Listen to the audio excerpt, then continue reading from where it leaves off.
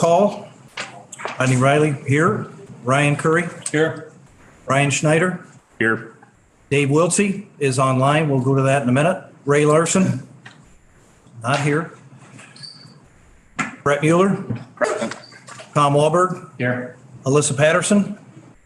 Not here yet. Dana Logston. Here. Sherry Branson. Here. Carl Johnson. Here. Marion Thornberry. Here. Good.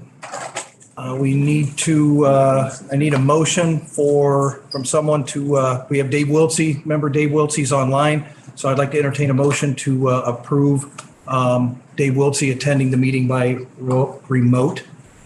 Motion By to. Brett, second by Ryan Curry. All those in favor? Aye. Aye. Any opposed? Okay, let's get Dave online. I'm online, Mr. Chairman. Very good. Thank you, Dave.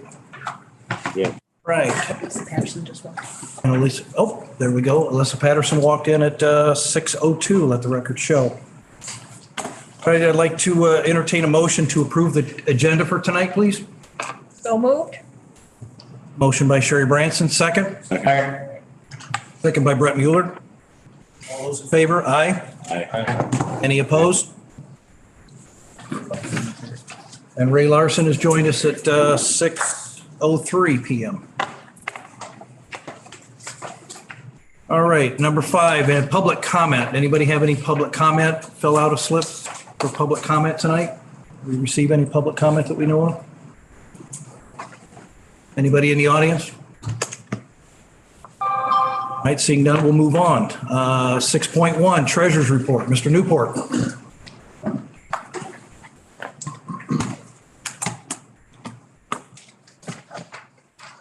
Good evening, everyone, and I know you've got a full night ahead of you, so I'll try not to take more than 20, 25 minutes here.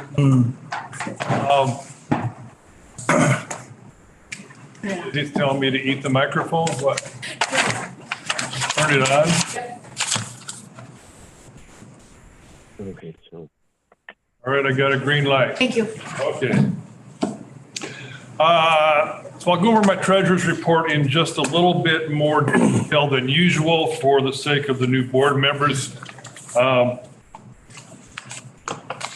If we can start on, we're not going to have it up on the board, or are we? Or What do you like? the treasurer's report. Yes. Go to the cash and investment balances page. So this is the cash balances of all the different funds. We have several dozen funds, as you can see. Probably next month, I'll provide a little bit more information on all the different funds and the different kinds of funds that we have.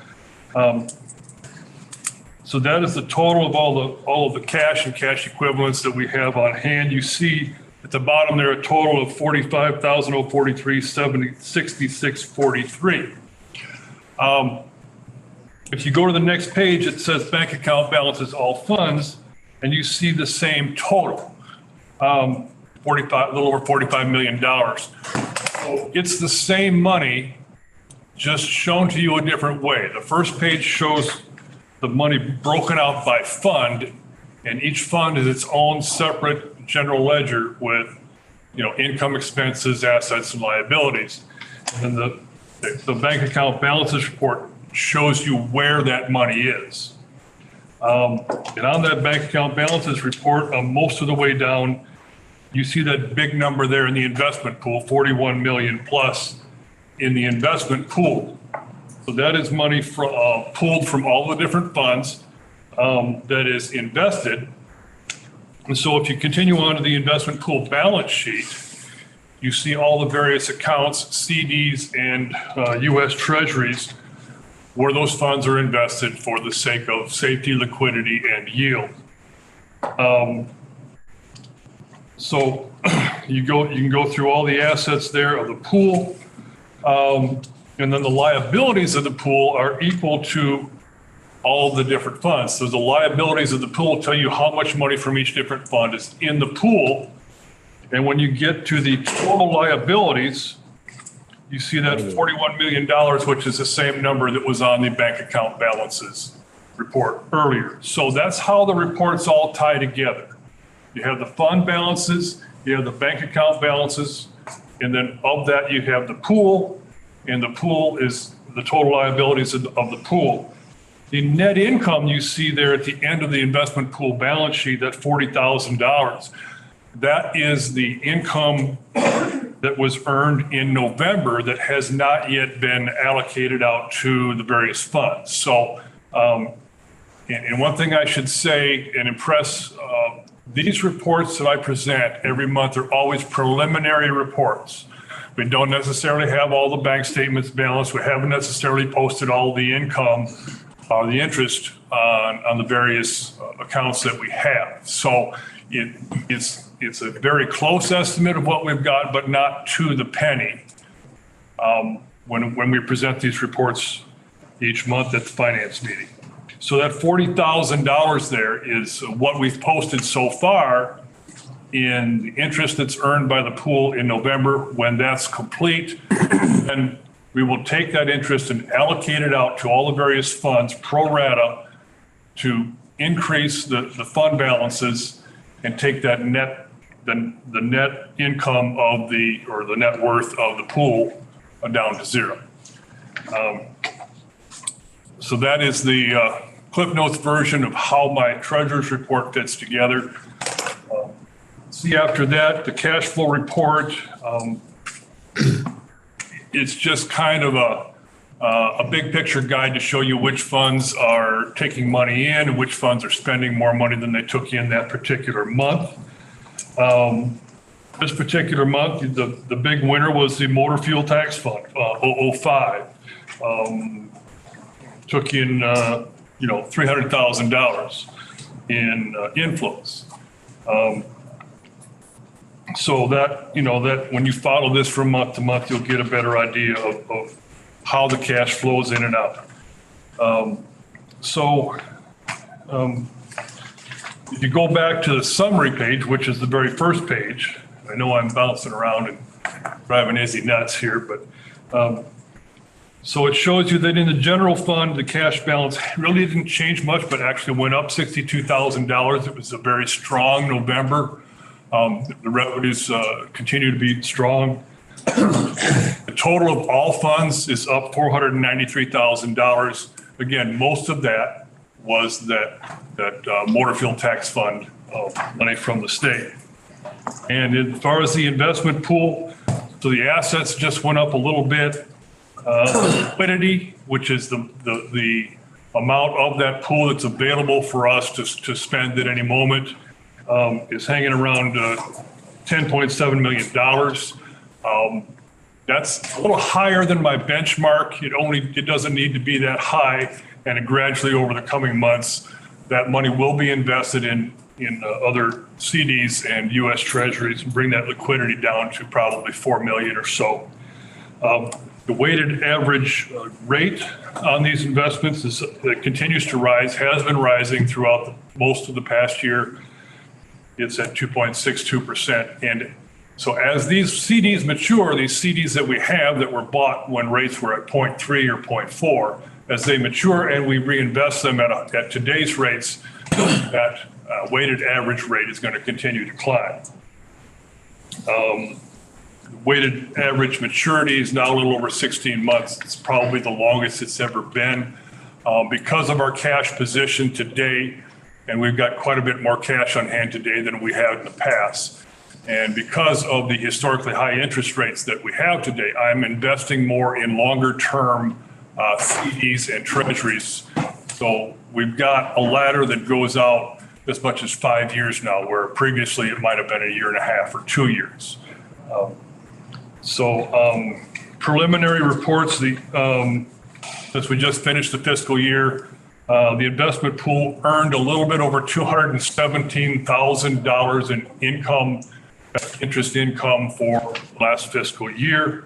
My projection for the next fiscal year is probably going to be around $1 million. So that's, by far the most that we've earned since I've been treasurer, probably ever.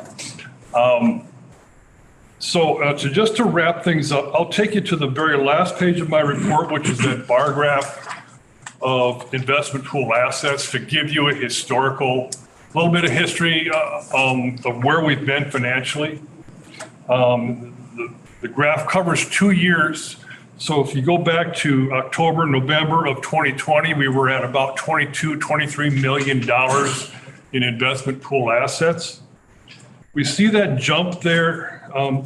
Okay, so you see it gradually went down from October through April of 2021. That's normal. During the time when we don't have property tax revenues coming in, we're spending more than we take in. So the balances tend to go down throughout that part of the year between October and April. In May of 2021, that's when we received the first half of our American Rescue Plan program money from the federal government. That's $5.2 million we received then in May of 2021. So that's what created that jump. And of course, the next month in June, we've got property taxes coming in. Again, property taxes coming in September, making it jump a little bit. And we see that gradual decline again between November of 21 and April of 2022. And then in May and June of this year, we saw the second tranche, the second half of the American Rescue Plan money that jumped up the balances again. So again, more balances climbed throughout the summer as the property tax were distributed to the county. And so here we are with $41 million. And as you can see, in just a few short years, our financial position is quite a bit more flush than it was just a few years ago. So with that, I will be happy to answer any questions. Anybody have any questions for the treasurer? Oh, that was easy. Oh, sorry, Dana, go ahead. My only question is, the American Rescue Plan, did that come into any strings attached, federal government? Certainly a lot of strings attached in changing rules. And the expert to ask on that is Dan Street. He manages that, and of course the board has dealt with that over the past couple of years, and so I'm going to defer to him and let you take it from there. Anybody else have any questions for the treasurer? All right, sir. Okay, well, welcome to the new board members, and certainly, my door's always open. You can call me anytime you have questions. I'll be happy to talk about the county finances and help in any way I can. And I would encourage all the new board members, all the department heads, try to get a hold of them, schedule some time to go in, meet with them, and have them go over what they do. All right. Thank you, Mr. Chair. Appreciate it. All right. 6.2 is administration monthly financial report. Dan normally gives us that. It's on board docs. He's not here tonight, so you didn't have any comment on that, did you? Okay, very good. All right, so take a look at that. Let's go down to 7.1, new business. And I'm going to need a motion to approve resolution 23-01, authorizing the use of the Office of State's Attorney, Appellate Prosecutor at a cost of $21,000. So moved. Motion by Mr. Mueller. Second, please. Second. Second by Mr. Larson. Any discussion? I can speak Or on I'm this for a sorry, minute. we're going to have Trish tell us what it's about first. Sure. Just for new members and people who hadn't been on the board at this time last year, the Appellate Prosecutor's Office provides this service to 100 of the 102 counties. And the service includes research, brief writing, and doing the arguments in Springfield on all our appeal cases. If we were to do this in-house, it would involve hiring another attorney with expertise in this area, so an experienced attorney. So this is saving us actually quite a bit of money, even though you can see the price tag might seem high. I understand that. Pre-COVID, it was at $22,000. The amount they ask is set by the Appellate Prosecutor's Office and divided between the counties that use the service. And this year it came in at $21,000. And the other thing too that is different from past years is that we've changed appellate circuits. So our courthouse used to be in Elgin. If we were to have to go to do our own arguments, it's now down in Springfield. So that's obviously a little bit more. Also, if we were to do that in-house, we'd have to be paying someone mileage to Springfield and probably, hotels and things like that. So $21,000 is actually a very good price for the service that we receive. And I would be happy to take any questions if anyone has any on that. Anybody have any questions for the state's attorney? Mr. Loxton? Yeah, just one. If you go over that $21,000, where does that money come from? That is the price, no matter how many appeals we have. So we could have, 20 appeals during the year, and they will handle all of them all the way to the Supreme Court. It also includes, I should mention as well, training to our office, and that includes online and in-person training that we can send people to. It's all included in that price that will go up for this calendar year. Anybody else have any questions? All right, with that, we're going to need a roll call vote. All set? Rodney Riley, yes. Ryan Curry, Yes. Brian Schneider, Yes. Ray Larson, Aye. Brett Mueller, Yes. Tom Wahlberg, Yes. Alyssa Patterson, Yes. Dana Logston, Yes. Sherry Branson, Aye. Carl Johnson, Yes. Marion Thornberry, Yes. and Dave Wiltsey. Aye. Thank you, sir. Motion carries. Seven point two is I need a motion to move the meeting day schedule for the calendar year 2023 forward to the county board for approval. So moved. Motion by Ms. Branson, second by Yep. Mr. Larson. Any discussion?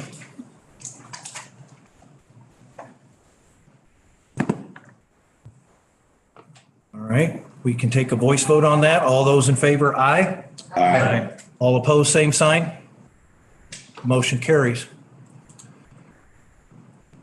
7.3, I need a motion to approve 2022-2023 CIRMA and excess liability insurance renewal. So moved. Moved by Ray Larson, second by Marion Thornberry. Any discussion?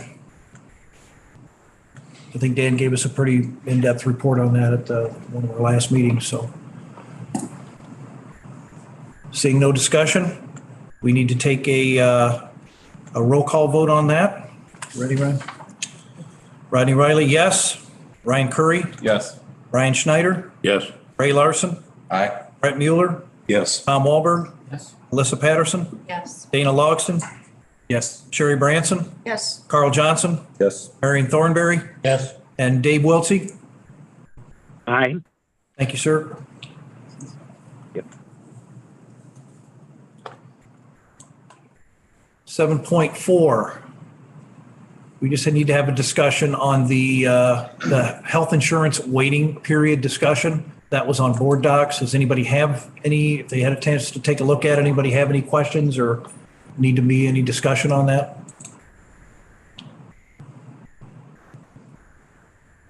All right, seeing none, we'll move on. 7.5, I need a motion to move ordinance 23-01, public transportation applicant ordinance and acceptance of special warranty forwarded to the county board for approval. So move. Motion by Mr. Mueller, second by Ryan Curry. Mr. Curry. Any discussion? Yes, Mr. Wahlberg, sorry. Chairman, I apologize. I had my hand raised on 7.4. Yell out, guys. In regards to the financial impact on that, will we be getting an update on that for the next meeting to move up, act on that? Or When I spoke with Mr. Street, I know that he was getting together those numbers. I believe when it does say fiscal impact here at the bottom regarding option 2.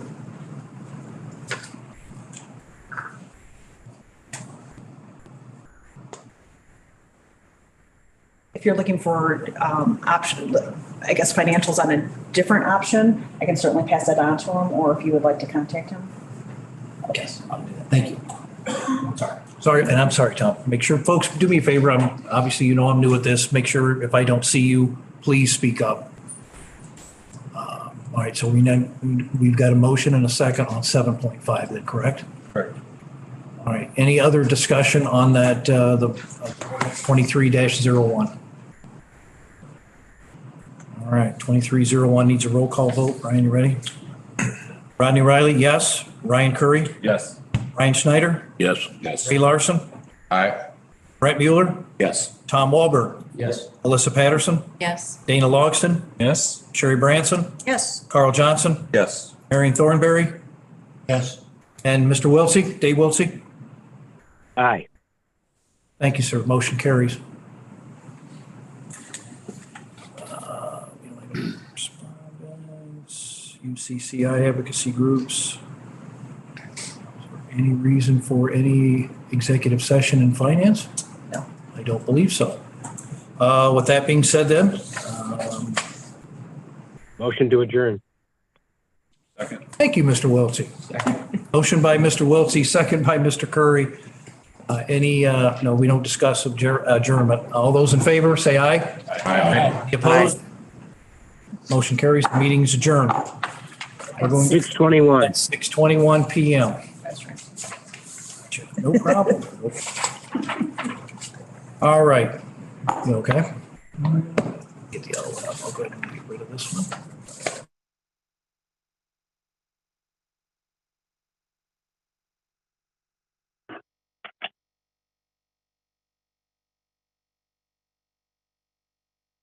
(22 PM). Let's take a roll call here. Rodney Riley is here. Ryan Curry. Here. Ryan Schneider. Here. Ray Larson. Here. Brett Mueller. Tom Wahlberg. Here. Alyssa Patterson. Here. Dana Logston. Here. Sherry Branson. Here. Carl Johnson. Here. Marion Thornberry. Here. And do we need to do Dave separate? I would. Okay, very good. All right. We would also like then to, I can entertain a motion to allow Dave Wiltsey to attend the administration meeting via remote. Second. Who made the motion? Thornberry made the motion. Sherry Branson second. Any discussion? All those approve, aye. Aye. Any opposed? Welcome, Mr. Wiltsey. Thank you, sir. It was a good move that I stayed home or stayed away from everybody because I have influenza A. So Thank you it's a very good much for idea that staying I home. taken to do it. Yeah. Well, in that day too, when we had the chairman election. Anyway, thank you. Very good, Mr. Wiltsey. We hope you get to feeling better. Under 3.1, we've got approval of minutes from the administration minutes from the November 3rd meeting. Can I read them all? I can read them all, right? Can I? Yes. We have to do each one separate. Okay. We've also got Committee of the Whole Finance meeting minutes from November 10th, 2022. We have finance minutes from November 10th, 2022, executive session, and finance minutes from November 10th, 2022, executive session. I need a motion, please. Ray Larson's motion. Second, please. Second. Mr. Schneider, thank you. Any discussion on the minutes? Since I was not there on the 10th, I'm just going to vote present on any of the ones dealing with the 10th of November. Thank you, Mr. Wilson. It can be a voice vote. Just votes, okay, Yep. very good. All right, we got a motion and a second. All those in favor, aye. Aye. Any opposed, same sign? Motion carries. 4.1, approval of the agenda. A motion by Mr. Curry, second by Mr. Mueller. Any other discussion? All those in favor, aye. Aye. Those opposed, same sign. Motion carries. Public comment. Any public comment? You have to fill out a slip. We didn't have any for the last meeting. Any public comment for the administration meeting? Is this for finance or the committee of the whole, I couldn't hear? We're in committee of the whole. We are in administration now.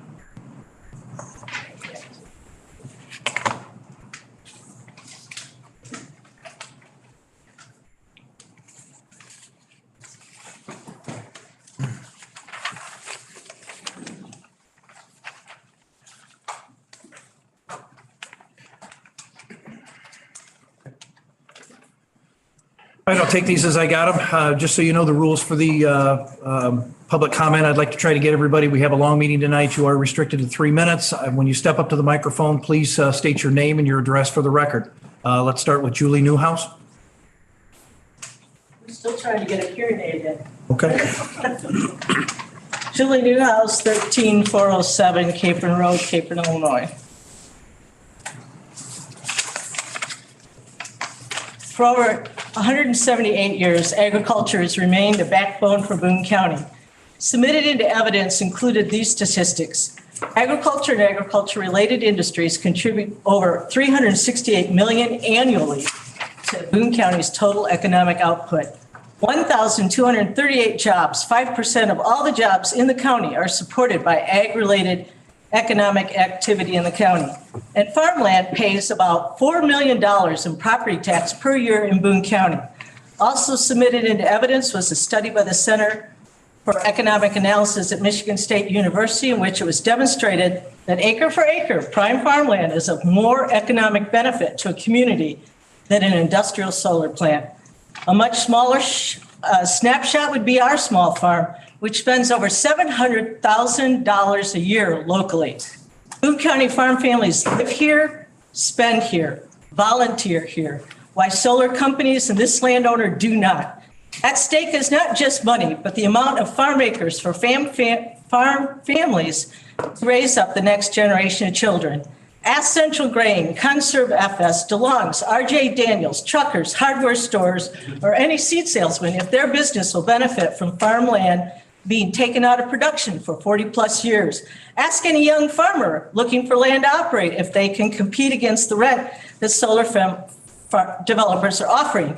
Ask anyone if they want higher food prices, higher taxes, and jobs destroyed because solar took out farmland instead of utilizing non-farmland. Higher taxes will occur as solar projects are allowed a 4% depreciation each year on their assessment, and that tax burden will likely shift to the remaining property owners living in that property taxing district. Over the years, the solar companies have continued to push the tax revenue idea as a win for the county.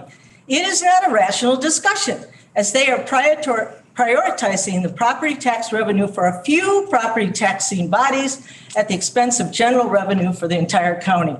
Boone County has no solar code. What solar companies can expect, for example, if solar companies would be willing, for example, to site their projects on marginal ground, already destroyed farmland, landfills, gravel pits and such, then come. But this is our solar code that we will protect our prime farmland, our water, and our people. I'm asking the county board to consider a moratorium until the solar code can be established like our neighboring counties of DeKalb and Ogle, which were also submitted into evidence. A battery storage code also needs to be developed, as under no circumstances should those hazardous sites be allowed in Boone County without a code in place. But for tonight, I'm asking you to vote no against the Nextam Industrial Solar Project, which is sited on prime farmland. Thank you.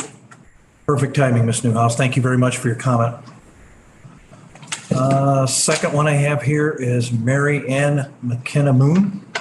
Step up again, state your name and your address for the record, please. I'll give you 3 minutes once you do that. Good evening. I'm Mary Ann McKenna Moon, and I live at address 925 North Browns Lake Drive, Burlington, Wisconsin. And I'm here speaking on behalf of my family, Thomas, Georgianne McKenna, and Joseph McKenna, and we are all part of McKenna Farms.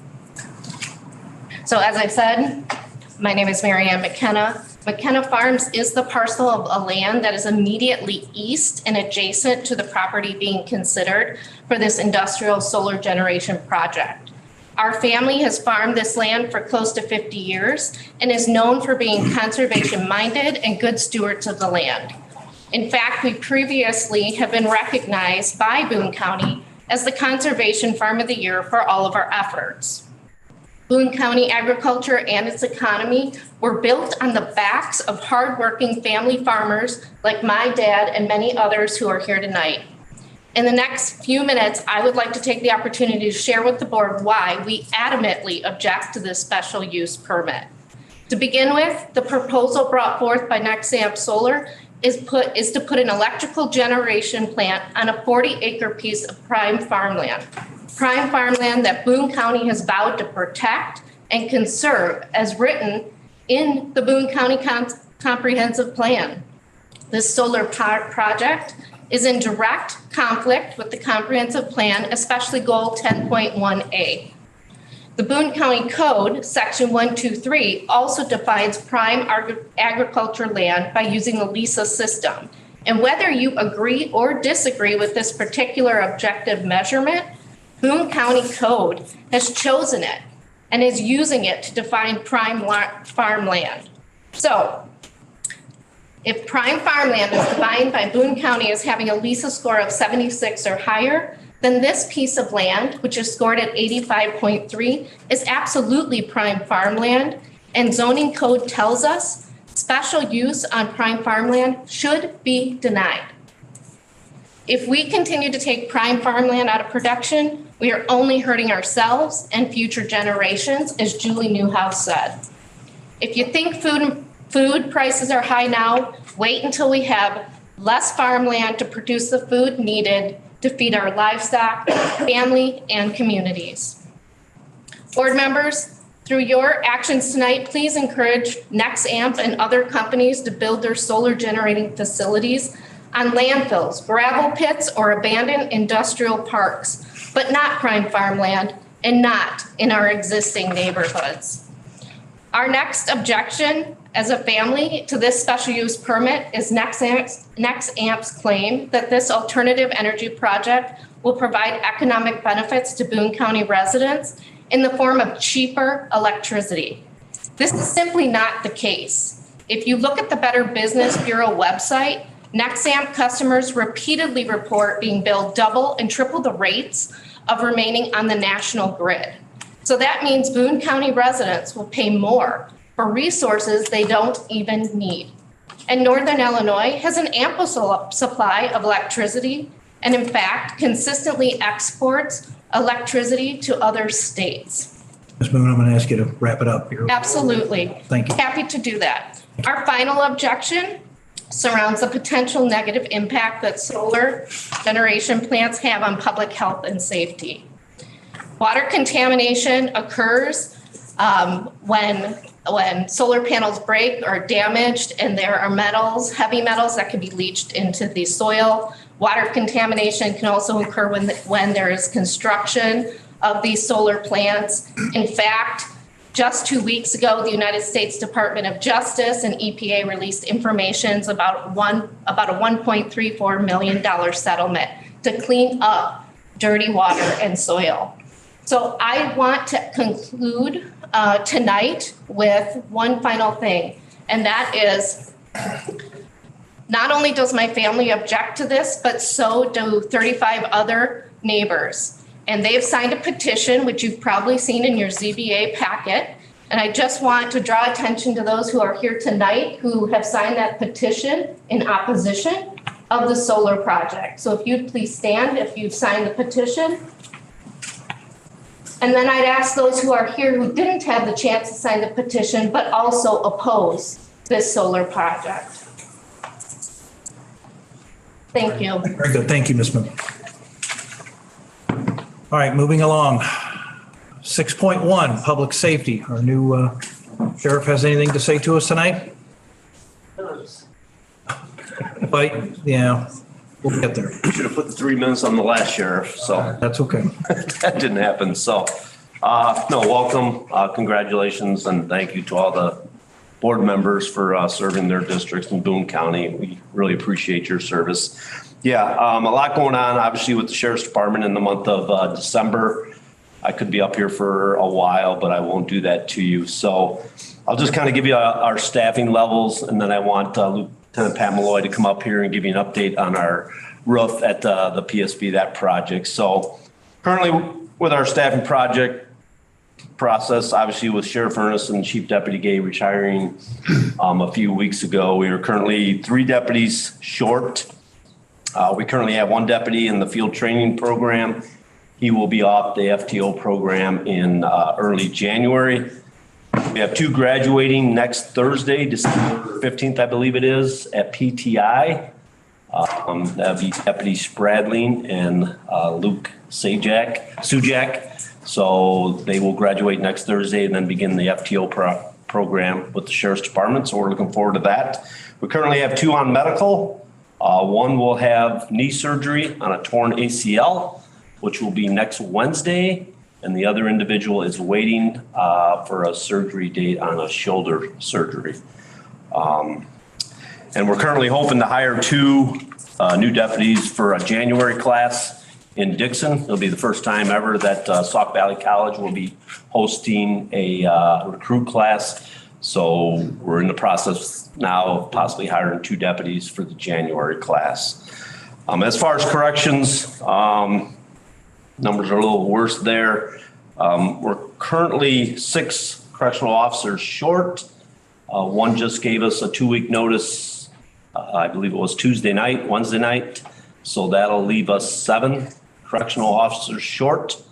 And we currently have 1 correctional officer on medical leave. So the correction numbers are very, very short. We currently have as of today, we had 44 in custody in the jail. The average for the month of November was 59, but we currently have 44. As far as dispatch, we're only 1 short at this time, but we have 3 in FTO in the field training program for dispatch. And then we currently have 1 that's out on medical, and she will be out at least a few months. So where we're going with the Sheriff's Department for the month of December, we have a lot of spots to fill. Next month, I probably won't be this short. We currently have to replace the chief deputy. We have to replace 2 lieutenants. This is on the operations side. So the chief deputy, 2 lieutenants, everything will be, all the promotions will be within. So these will come from the sergeant ranks. So the sergeant rank will be promoted to lieutenant. So we'll have to replace 2 sergeants. So, and altogether 2 sergeants, 2 lieutenants, and a chief deputy will be filled within the next few weeks. That's on the patrol side. Corrections side, obviously the retirement of Superintendent John Hare. We have to fill that position. And then we have to fill the number 2 position, which will be assistant superintendent / master sergeant in corrections. That will also come from the sergeant ranks.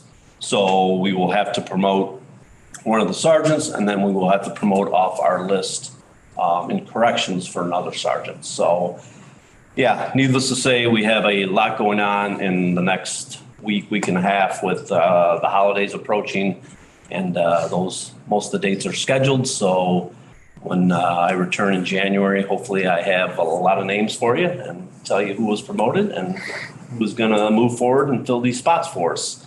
So with that, I'll bring up, also we have the EMA, the Emergency Management Assistant position. So we will be filling that hopefully within the next 30 days as well.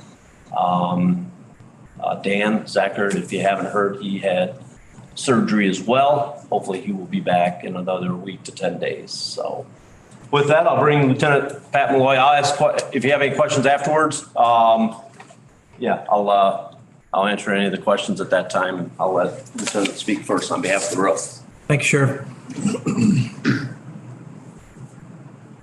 Hello, everybody. Those of you that don't know me, my name is Pat Malloy. I'm a lieutenant with the Sheriff's Office. Part of my job is the public safety building, maintenance on that. As part of the capital improvement project, the public safety building roof is approximately 20 to 25 years old and was leaking in several spots. This is the flat roof that's on the majority of the building itself. So the venture was going to be to replace the roof and get that all taken care of. Bids went out in the spring. Due to some contractual and some material issues, it was not started until last week. Day one, once we got started, the roofers contacted our head of maintenance and said, all these mechanicals need to be raised up. our insulation is above the level of the mechanicals. It kind of threw us for a little bit of a loop.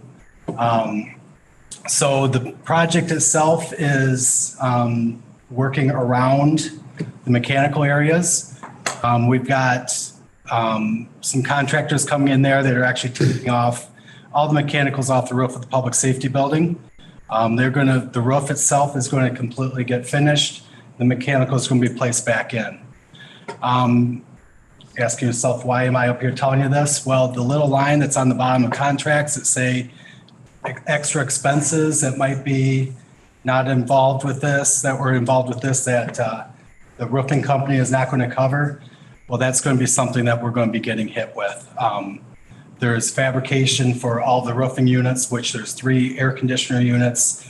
There's several ventilation issues for units that are coming up. There's going to be fresh air returns, I believe is what their terminology was. So just kind of want to give everybody the heads up that this is an issue that's going to be coming up. The roof itself should be finished up within 2 weeks, but the estimates are still coming in as far as the extra work. Mr. Curry? Thank you, Lieutenant Malloy. Just a question. When they bid the job, maybe you can answer this, maybe you can't. I'm assuming the units sit on curbs. The mechanical. Yes, I've heard so many terms, so excuse me if I kind of look at you puzzled. I'm just rail. I think is what they're called. You said that the insulation is higher than. Correct. The roof that was on there that was 20 years old is 3 inches thick. The new roof that's going on is 6 inches thick. That's according to our maintenance guide, industry standard now is the 6 inches. So why it was never brought up to us beforehand, I can't answer that. I don't know. That was, is it the roofer's job to say, hey, all your mechanicals are too low?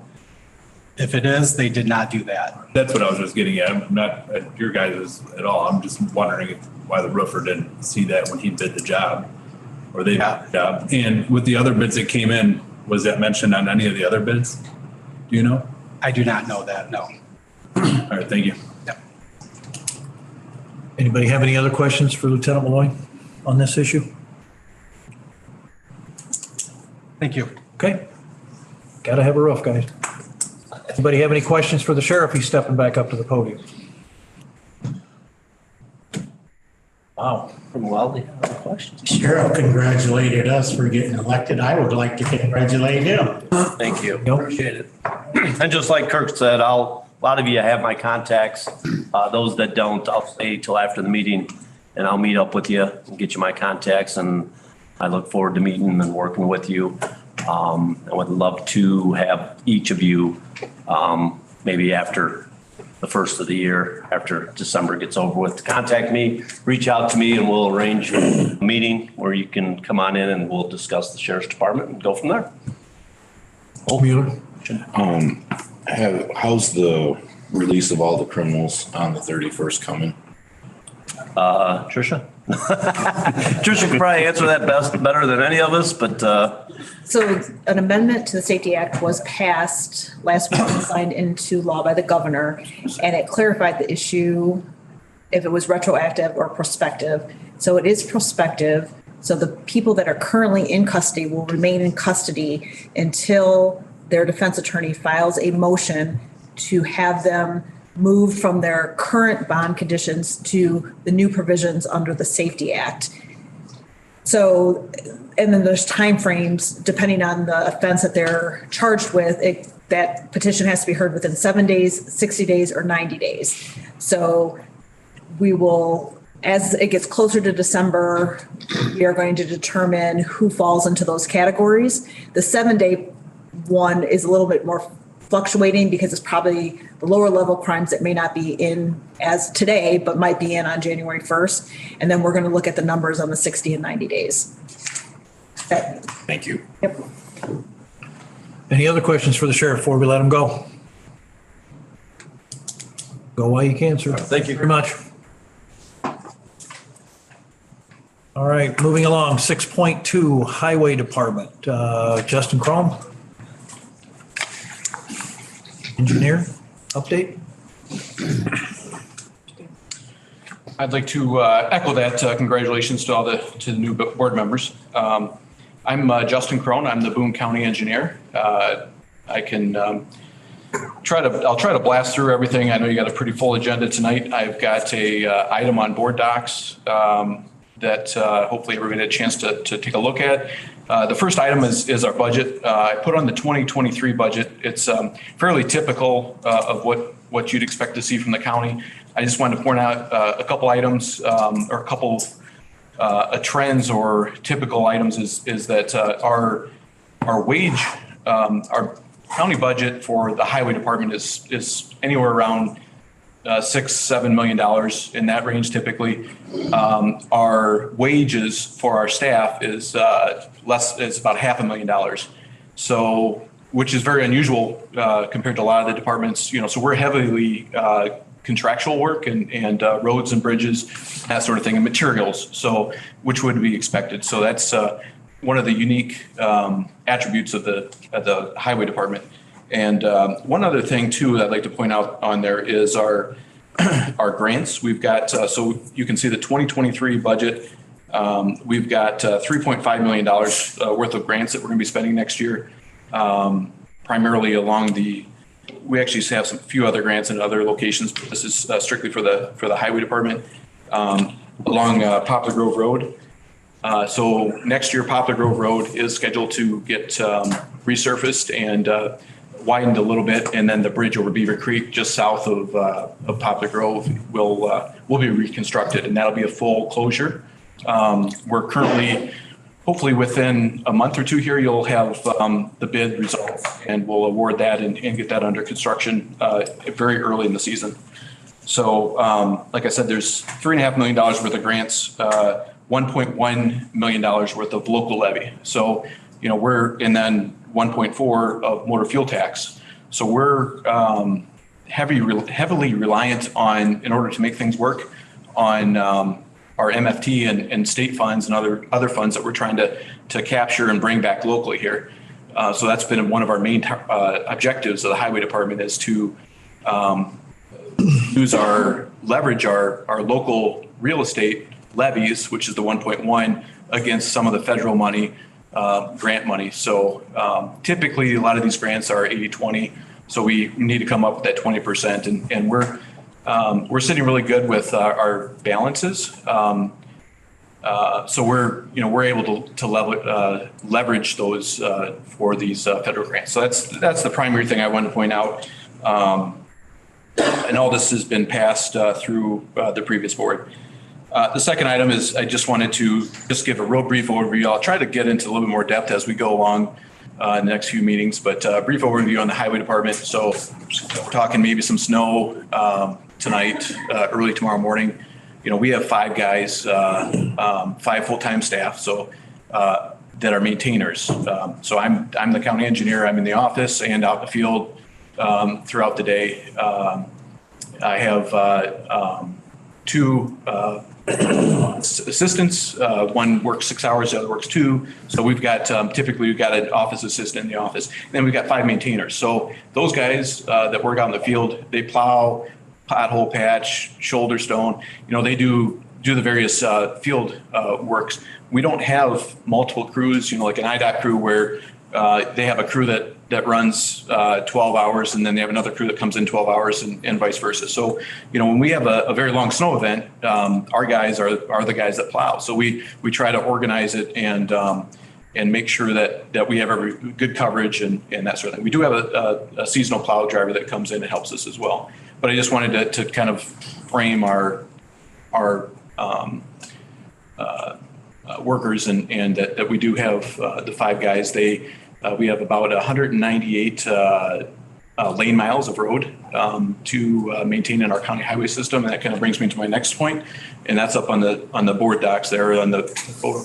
So what you see there is it didn't scan real well, but the highlighted areas it looks like a gray color. It was I think initially blue or green, but that is our highway system. If you can, look at that, it kind of is a grid system set up roughly 4 to 6 miles apart, and it covers the county. The yellow are the state routes.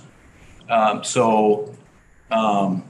what we cover with our guys. And one of the other things I wanted to point out is that we often hear, there's a lot of accidents at this intersection, or, hey, there's people flying down here, we need to reduce the speed.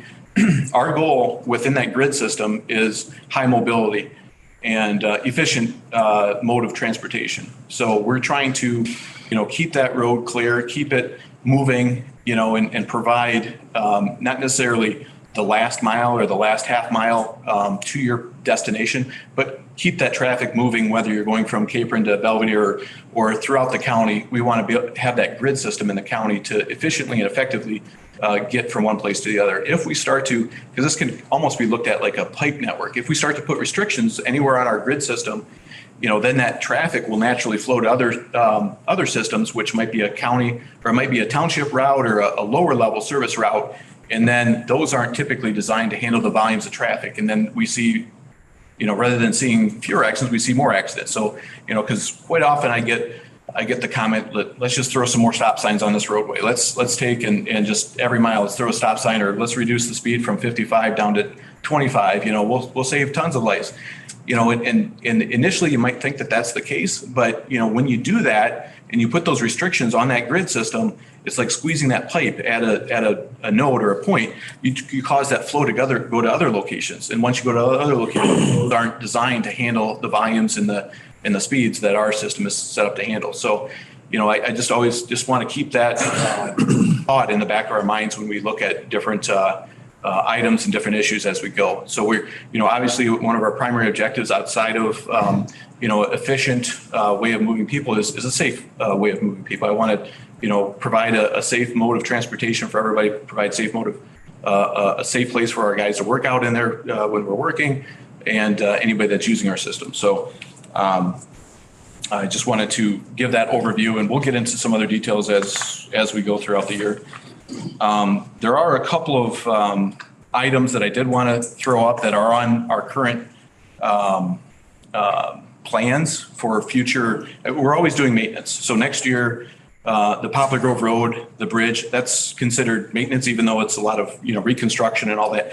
We have that's planned, and that's routine. A bridge lasts, if they were built in the 50s, they may last 50 years. So typically a bridge now is going to last 75 years. So we would expect to replace those over a certain periods of time. We do have other opportunities to expand our network or improve our network. And that's what I'd like to bring up tonight with this town hall attachment that you can see on board docs there. This is an item that has been out there for decades.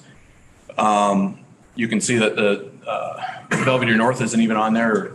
So this map in itself is fairly old, but it's something that's been out there for a while. We have been, pushing it. This is certainly not something that we would want to fund locally. We've been pushing for, federal and state funds to do this, but this is called the Alternate 76 or Town Hall Extension. So I just wanted we talked about this at the last, during the last administration and the last set of the last board. I wanted to bring it up tonight. The right-of-way between 20 and Newburgh, that was brought up. That right-of-way is purchased. That is owned by IDOT. That shows up on this aerial picture, and that is a 250-foot right-of-way. So that's substantial. Consider that 250-foot right-of-way versus our typical 66. So that is a substantial amount of right-of-way. But it's going to be expensive to do something like this, because you're crossing railroad tracks, you're crossing the river. So something like this, we wouldn't want to tackle unless we had, like I say, a lot of federal and state funds. And so I just wanted to bring this out and put this on everyone's radar. We did bring this to R1PC, the MPO, the Planning Council, for a priorities list. So this is out there, something that we're pushing to get those dollars with, and they are, a prime source for that type of thing, is to push it with our legislators, federal and state. Then the next item is a bridge that we're going to be doing on Woodstock Road. We did receive last year, received a grant for that, an 80% funded grant. That's over the Piscataquis Creek between Grange Hall and Poplar Grove Road. So we do have funding for that. That funding, I believe it's 2025 or 2026 when that bridge would get replaced. We had last fall, we had a couple of public meetings. People brought input. We brought up that this would be the prime time to potentially alter either the roadway profile or the alignment of the road and improvement. There's, as you can see, there's multiple jogs in there. If we go back to the grid system, this is one of those on the grid that takes jogs and it's less efficient. So this replacing a bridge, you only do it every 75 years. So this is the time, if we would like to consider an alternate route to do that or widen it or different things when we have a bridge out, because that would be a full closure again. So during the public comment, I received a lot of information. I didn't want to throw it at you tonight, with the first meeting and all that, but I just wanted to put it out on the radar that I will be discussing this in January and bringing those public comment and the data to everyone. And at that point, we can discuss it in more detail. And then there's a few individuals that I told that I would allow them to, or notify them when we were going to discuss this so that they can come and present their personal input and their feelings on this. But I do have a lot of stuff collected, and I have likely a recommendation that I would like to provide to the board. Like I say, in January, we're not in a hurry for this. We're, like I say, 2025, 2026. We probably want to have 2 years worth of phase 1, phase 2, which is planning, permitting, and then phase 2 design. So we want to have 2 years. So that brings us back to 23, 24. So, we've got time before we really have to get this going. I would like to make a decision in the spring on what we'd like to do here in this location. But so yeah, that's kind of a real rough overview on where we're at with the Highway Department. Be open for any questions. Anybody have any questions for the engineer? Ms. Branson? When you gave your time frame, I'm assuming you're talking about the bridge, right? And I'm wondering what the time frame is for connecting Town Hall North with Town Hall South. So so the bridge, yes, the bridge grant is earmarked for 20, and like I said, I believe it's 26, but it could be 25. So that's when the grant is earmarked to be appropriated. Quite often we can move that up if we request that. But so yeah, that's for the bridge. Timeline on Town Hall, like I said, that map is decades old. So it's something that is going to be heavily dependent on funding outside of the locals. So if we were to get funding, which we were on a appropriations bill last year through R1PC, there was some political action, and we were on a part of a bill that it never went anywhere. But so if we were provided funding for that tomorrow, yeah, we get started on it. But I don't know that that's going to happen. So I think it's I couldn't put a time period on that without knowing the federal or state funding that would be available.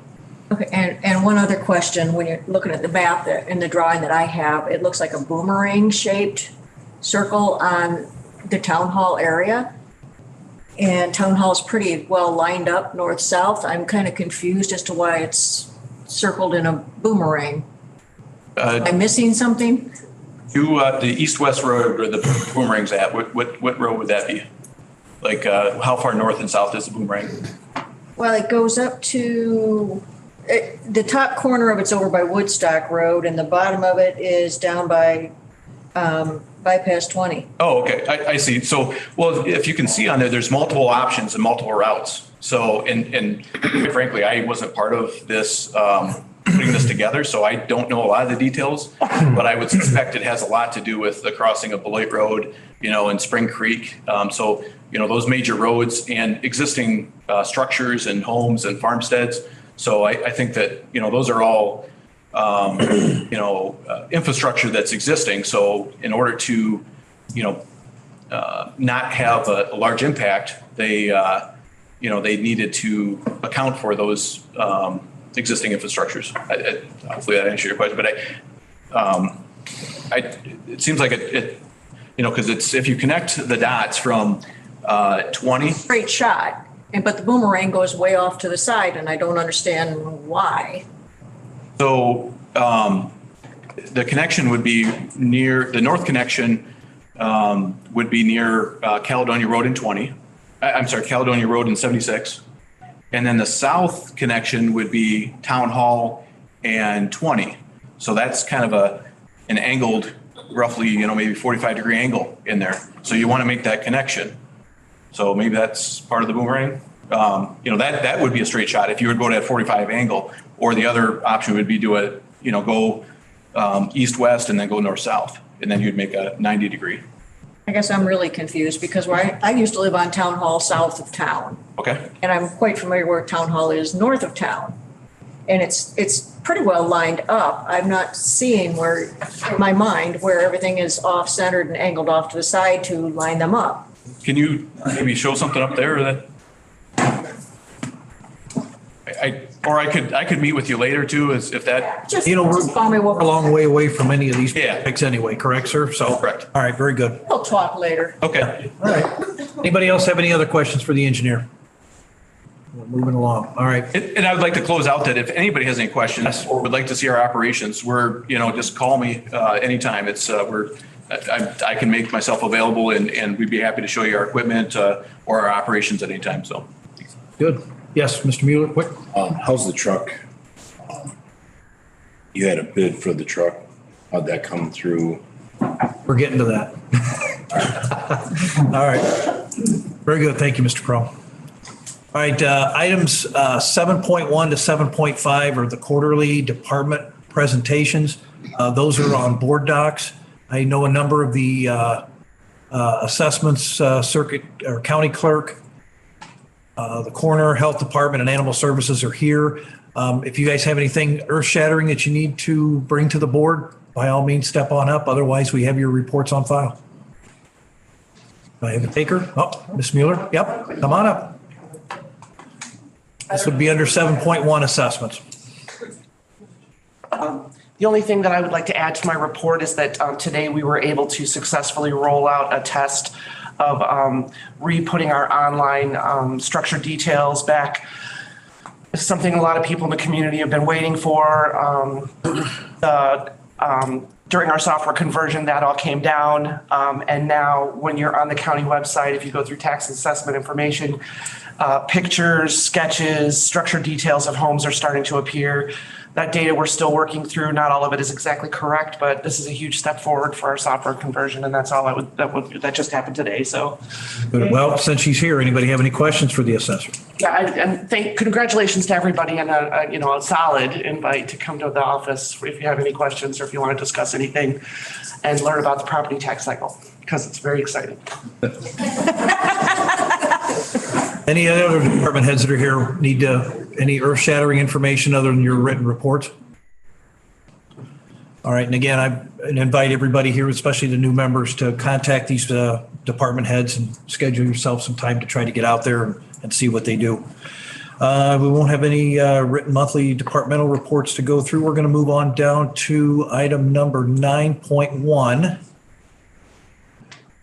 under new business, which is combined claims.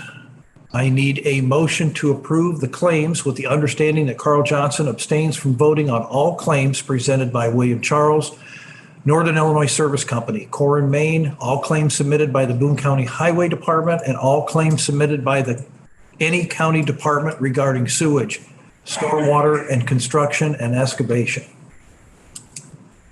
So move. Motion by Brett Mueller. Mr. Mueller, second, please. Okay.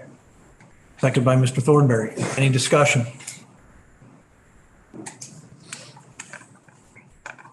Yep. Seeing none, we need a roll call vote on that. You ready, Ryan? Rodney Riley, yes. Ryan Curry? Yes. Ryan Schneider? Yes.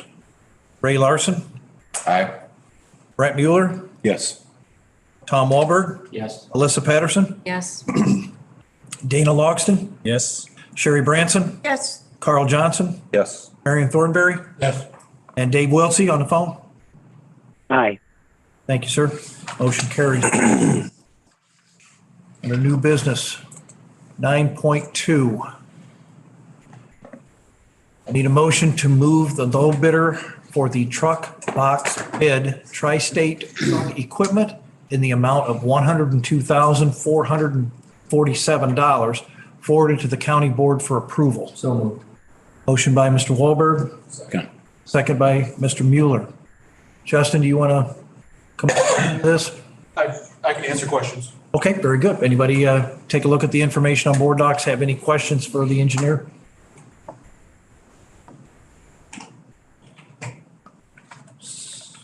Seeing none, we'll take a roll call vote on that. You ready, Ryan? Shoot. Okay, Rodney Riley, yes. Ryan Curry, Yes. Ryan Schneider, Yes. Ray Larson, Aye. Brett Mueller, Yes. Tom Wahlberg, Yes. Alyssa Patterson, Yes. Dana Logston, Yes. Jerry Branson, Yes. Carl Johnson, Yes. Marion Thornberry, Yes. Dave Wiltsey. Aye. Motion carries. Okay, 9.3. I need a motion. I think it's 2, not top. Motion to move Resolution 23-02 for improvement under the Illinois Highway Code, parentheses BLR 09110, in parentheses, appropriating $504,000 in local matching funds forwarded to the county board for approval. So move. Motion by Mr. Mueller, Second. second by Mr. Curry. Any discussion?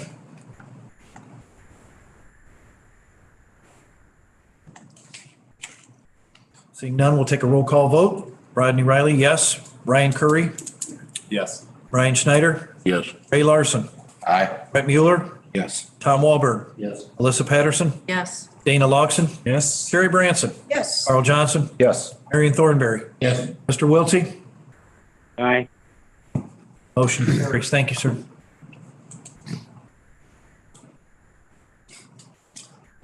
Nine point four, motion to move resolution for maintenance under the Illinois Highway Code, parentheses BLR 142220, forwarded to the county board for approval. Motion by Second. Mr. Mueller, seconded by Mr. Larson. Any discussion?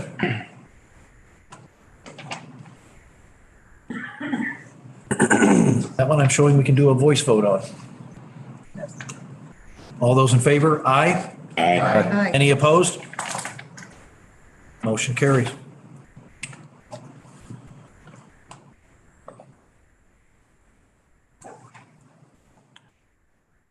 Nine point five, a motion to move joint funding agreement for state let construction work forwarded to the county board for approval. So move. Motion by Mr. Mueller, second. Second. Second by Mr. Thornberry. Any discussion? Need a roll call vote on that. Rodney Riley, yes. Ryan Curry, Yes. Ryan Schneider, Yes. Ray Larson, Aye. Brett Mueller, Yes. Tom Wahlberg, Yes. Alyssa Patterson, Yes. Dana Logston, Yes. Jerry Branson, Yes. Carl Johnson, Yes. Marion Thornberry, Yes. Mr. Wiltsey on the phone.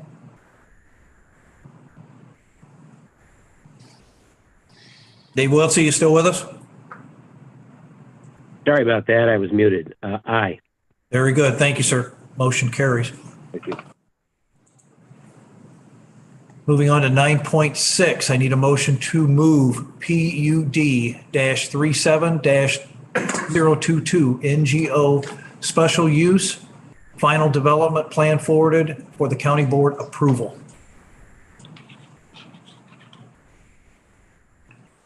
So moved. By Mr. Curry, second. By Mr. Mueller.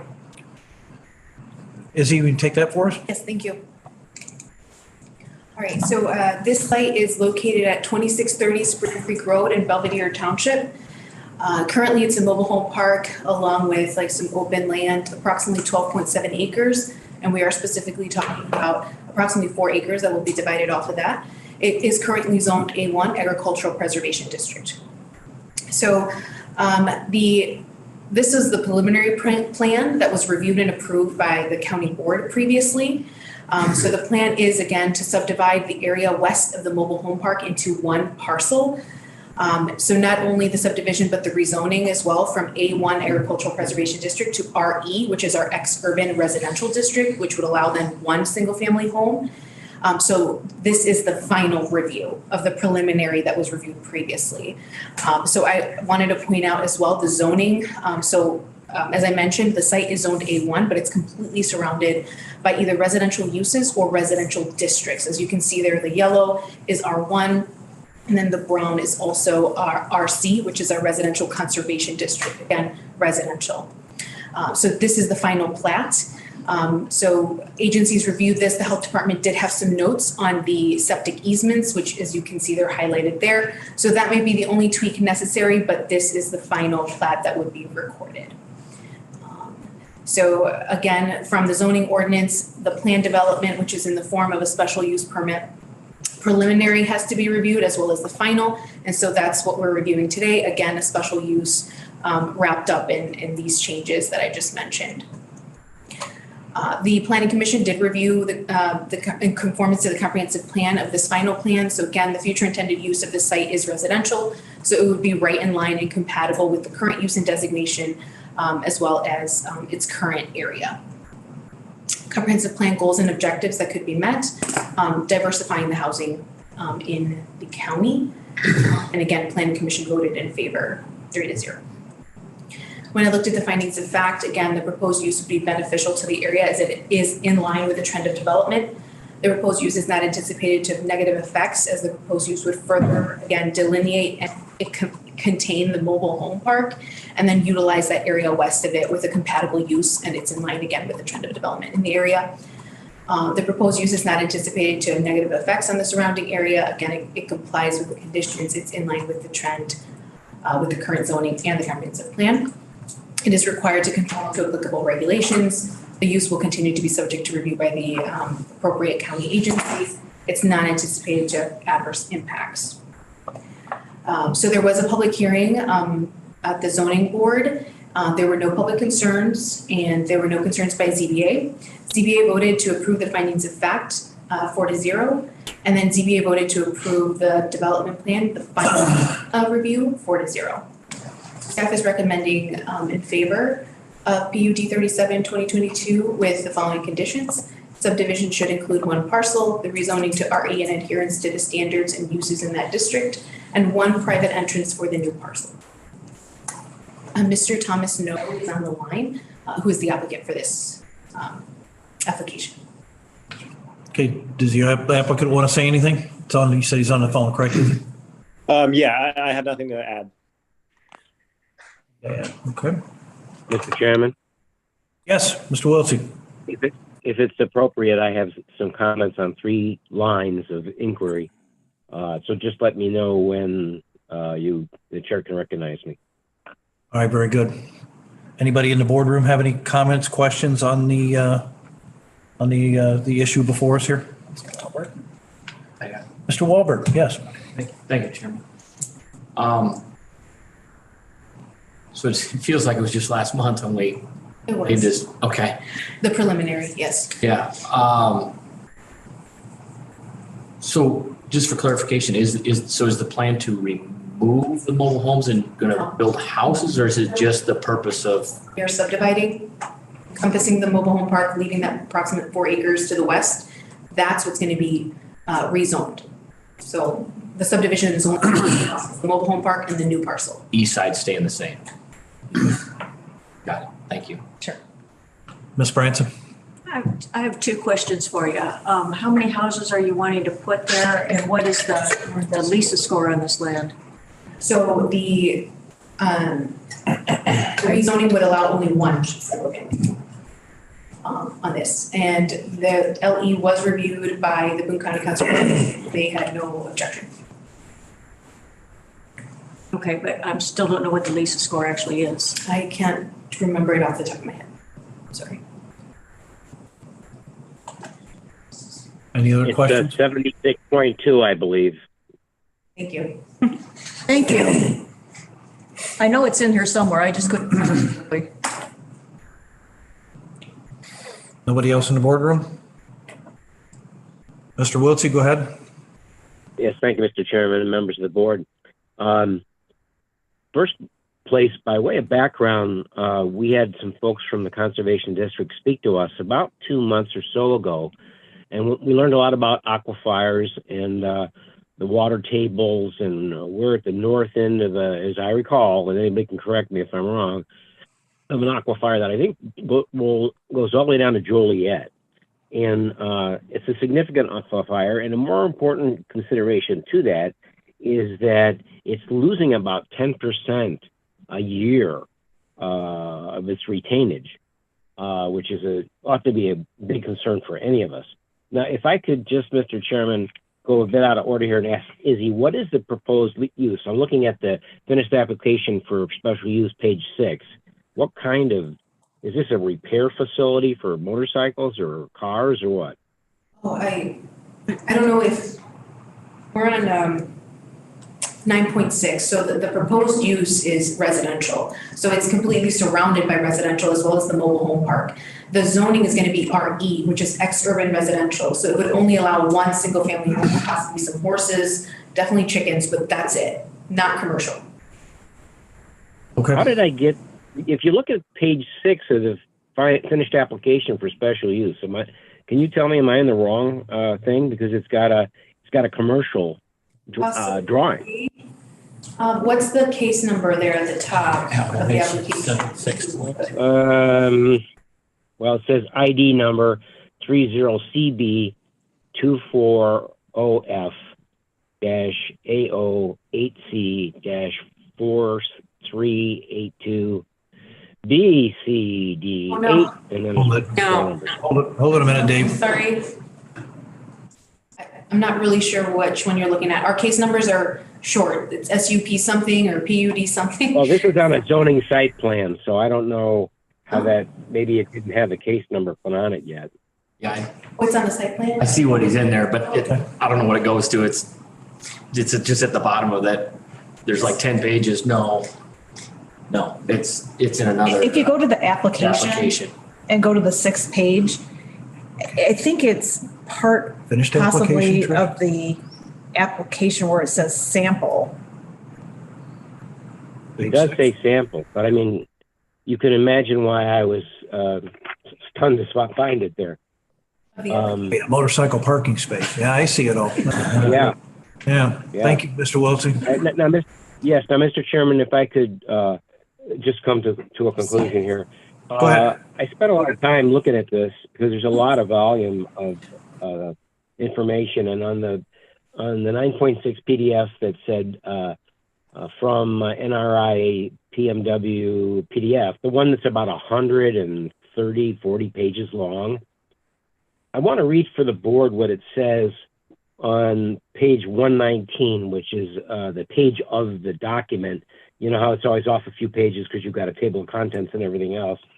But on page 119, it says, this property is located in the Beaver Creek Kishwaukee River watershed. Increased stormwater runoff from the site and soil that erodes from the site can degrade the water quality of the watershed and the downstream environment. That's one page. Later on page 128, the bedrock geology says, and this is even more troubling, in the second to the last paragraph on page 126, these rocks provide water to more wells than does any other aquifer system in the counties, plural.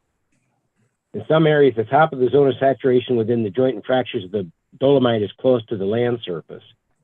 Skipping to the last paragraph, this area, last sentence on page 126, this area is rated as having excessive sensitivity to aquifer condemnation. So you can tell why I got upset when I saw it looked like a motorcycle repair facility or something in there. And I see in the other indications about a 4-acre single family, but it didn't match up with what I found on the rest of it. Izzy, would you like to comment on all this, please? Sure. Thank you. So first of all, that sample that you saw is a sample that we hand out to all of our applicants because it's attached to the application, showing them what type of site plans or how they can build their site plan. So that has nothing to do with any application, and you might see it again just because it is attached to our application. So please disregard that. Typically, I do delete that from my PDF, but I missed it this time. So I apologize for the confusion, but that has nothing to do with. That's okay. It was just odd that it also kind of met the configuration of the western end of the property. Sure. And yeah, so he was speaking from the natural resource information report, so I did just pull it up. So yeah, commercial use might be a little bit more intense, but the board from the Boone County Conservation District did say that it would not pose a significant threat to farmland or other natural resources. It's a relatively small amount of land that's going to be changed. So we have to take our vote. Mr. Chairman, I'm going to vote no, and hopefully I can get these some questions answered before our next meeting. All right, very good. Izzy, anything else we need to comment on this? Anybody else have any questions, concerns for Izzy?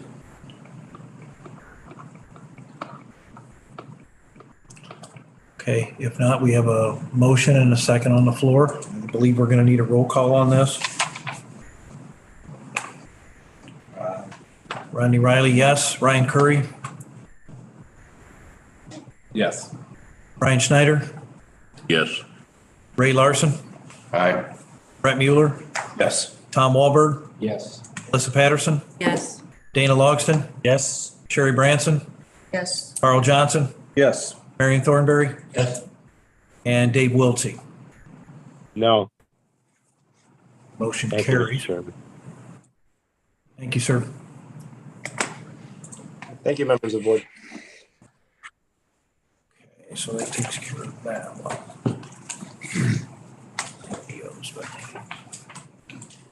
All right, we're moving on to 9.7. I need a motion to move SUP-41-2022. I'm going to pronounce this incorrectly, I'm sure. I'm just going to spell it. PROCHNICKI, special use, forwarded to the county board for review. So move. Motion by Mr. Mueller, second. Second. Second by Mr. Curry. Izzy? Thank you. This site is located at 10426 McKinley Avenue in Belvedere Township, around the intersection of McKinley and Woodstock Road.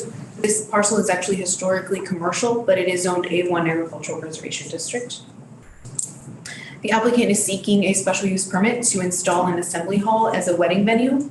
If you saw from the many attachments that are in board docs, he's looking to do like rustic and natural landscaping vision. So he also included a site plan, which includes his building, lighting, gravel parking, etc. And it would be located on that parcel.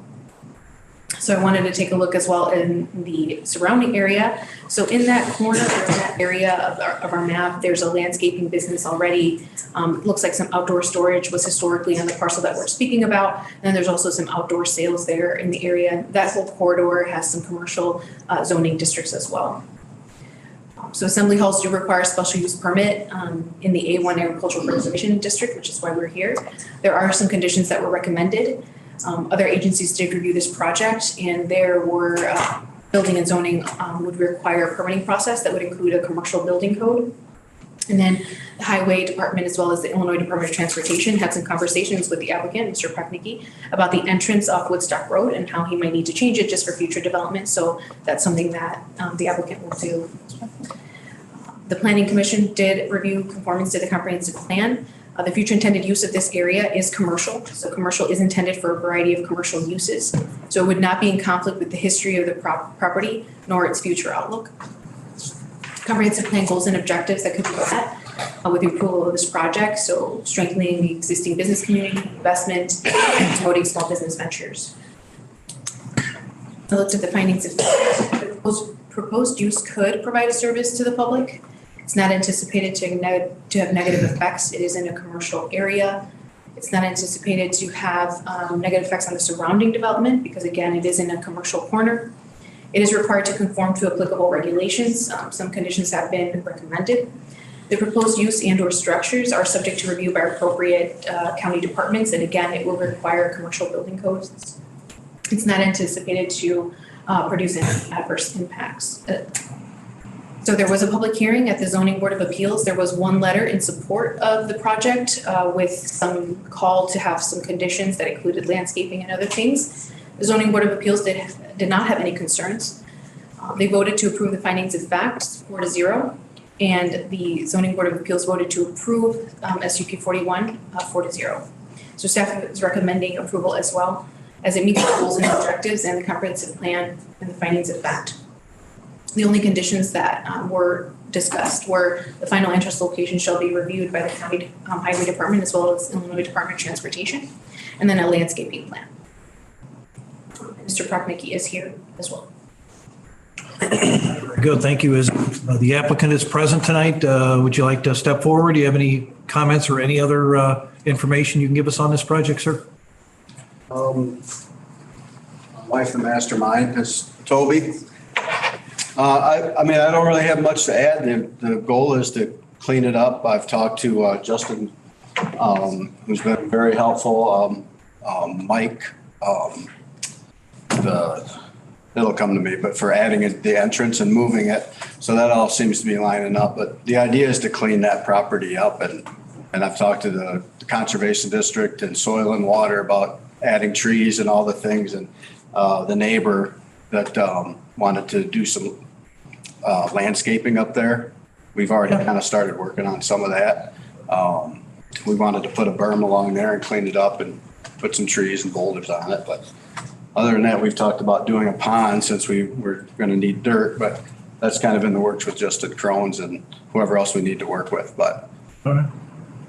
Anybody else have any questions for the applicant while here? Yes, Mr. Walberg. Yeah, so you mentioned cleaning it up. It appears you've been hauling a lot of dirt in there already.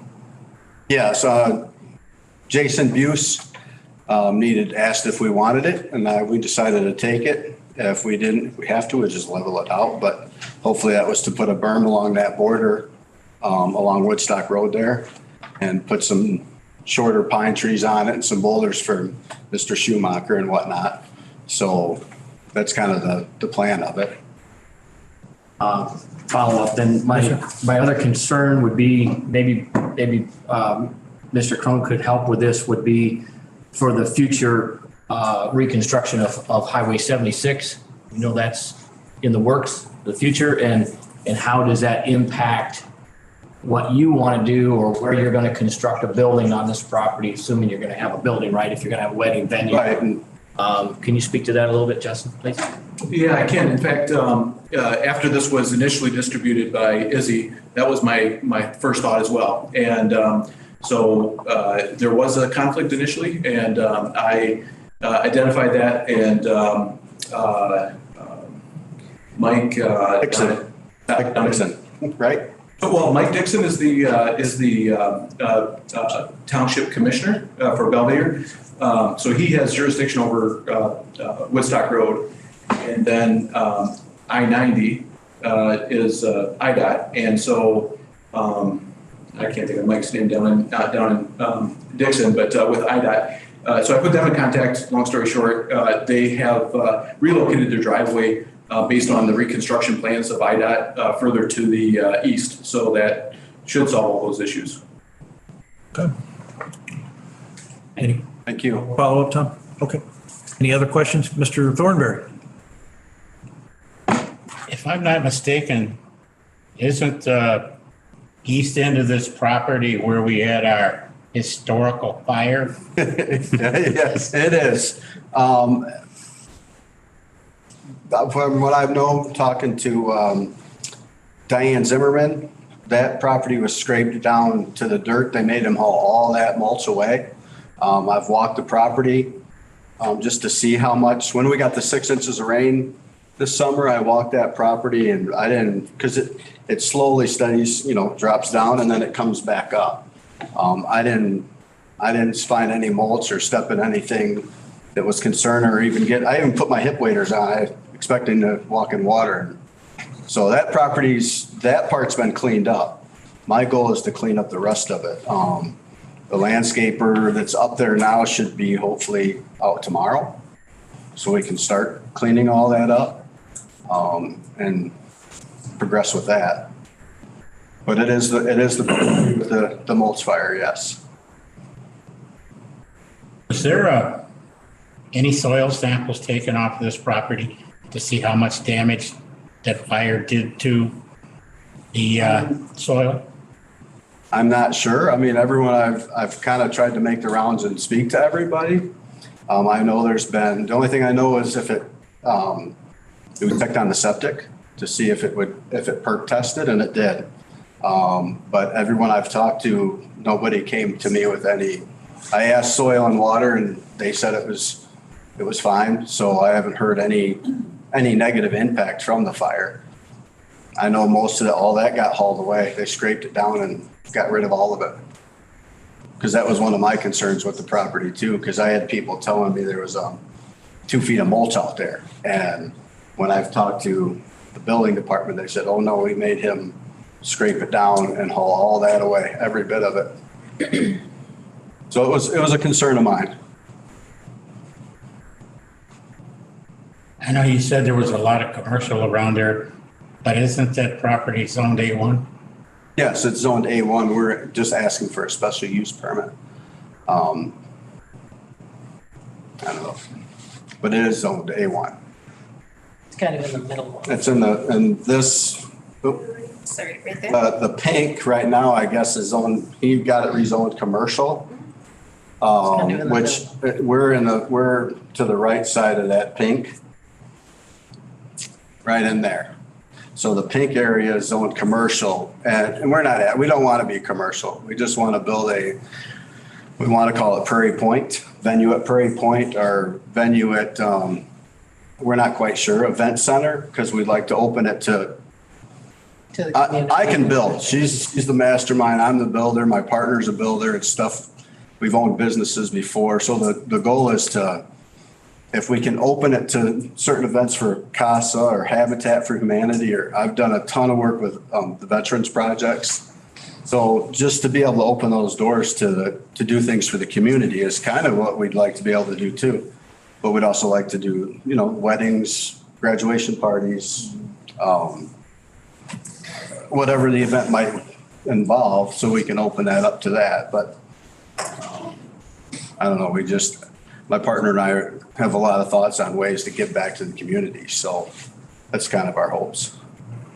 Anybody else have any concerns? Ms. Branson? I have a couple of questions. The first one is, do we know what the LISA score is on this property? What is? The LISA land something assessment. It's done through the soil and water on farmland. Whenever we do any conversion, it should have been done. I have no idea. It grades the quality of the farmland for farming. Oh, I don't. The higher the number, the more productive it is. Yeah, I don't know. I've been there. I've been to soil and water several times, but I guess I never found that information out. Yeah, usually we get a report on it, but I don't see it in here. So I'm kind of wondering what's going on with that. And can you spell out exactly what kind of events you would be doing there on the property? Mostly like weddings, graduation parties, retirement parties,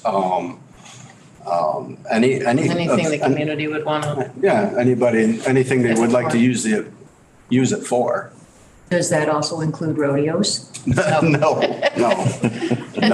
It's a pertinent question. I know. But no. We live about 4 miles, not even that. We live in Wilcox subdivision. So we're pretty close to the property.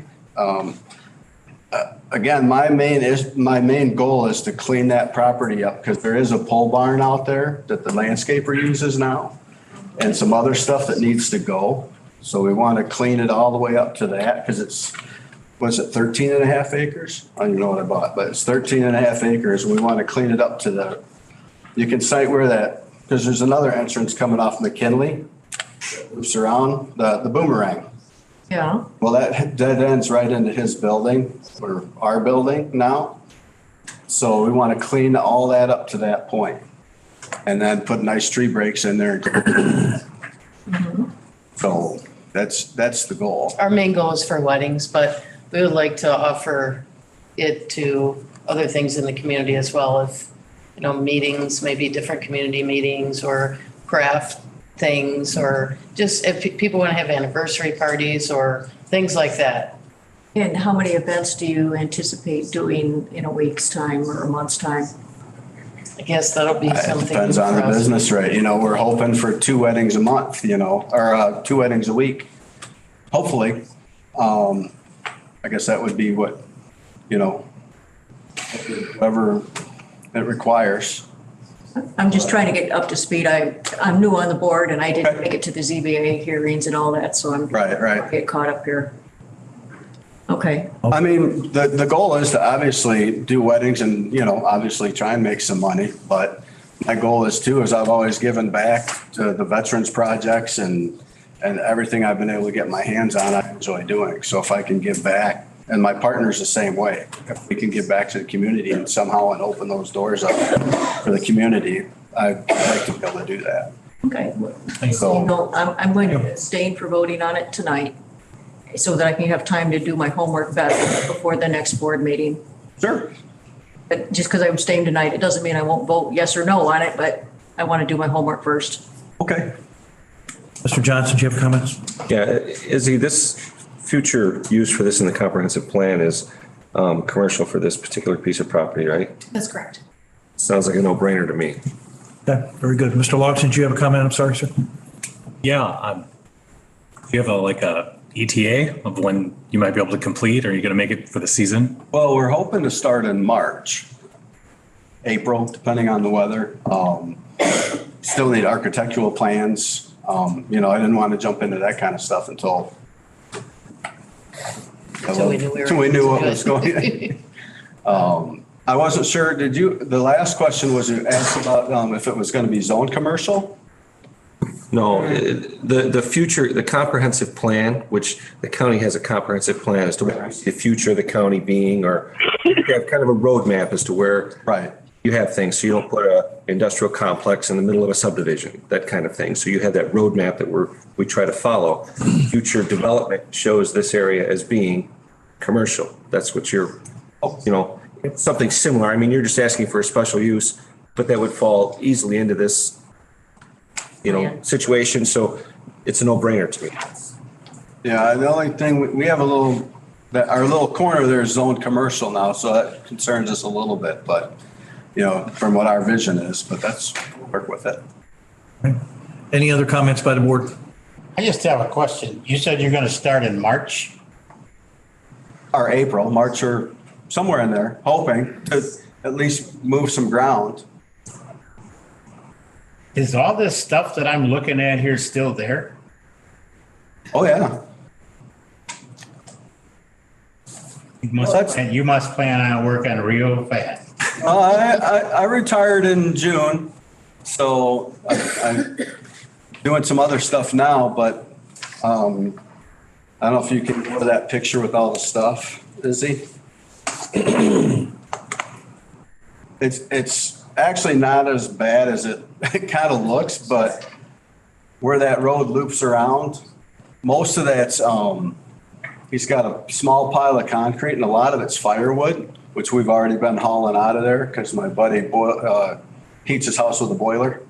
So he's going through all that wood pretty nicely. And the rest is concrete 4-ton blocks. And he's got one cargo trailer there. So we can get that cleaned up pretty quick. The rest of it's is Schumacher. Schumacher has his landscape business to the right of us. And to the left of us is Mr. Khan's property now. And he's got his hands full on his property. So, but that should be cleaned up pretty quickly.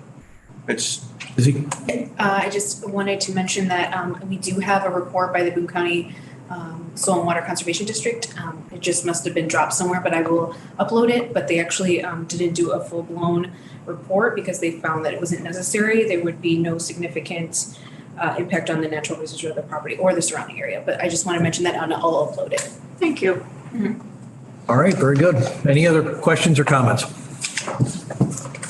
We've got a motion on the floor and a second. We're going to take a roll call vote on this one. Rodney Riley, yes. Ryan Curry? Yes. Ryan Schneider? Yes. Ray Larson? Aye. Brett Mueller? Yes. Tom Wahlberg, Yes. Alyssa Patterson, Yes. Dana Logston, Yes. Sherry Branson, Same. Carl Johnson, Yes. Marion Thornberry, Yes. Mr. Wiltsey. Yes. Good. Motion carries. Okay. 9.8, a motion to approve SUP-32-2022 Next Amp Solar LLC forward to the county board for approval.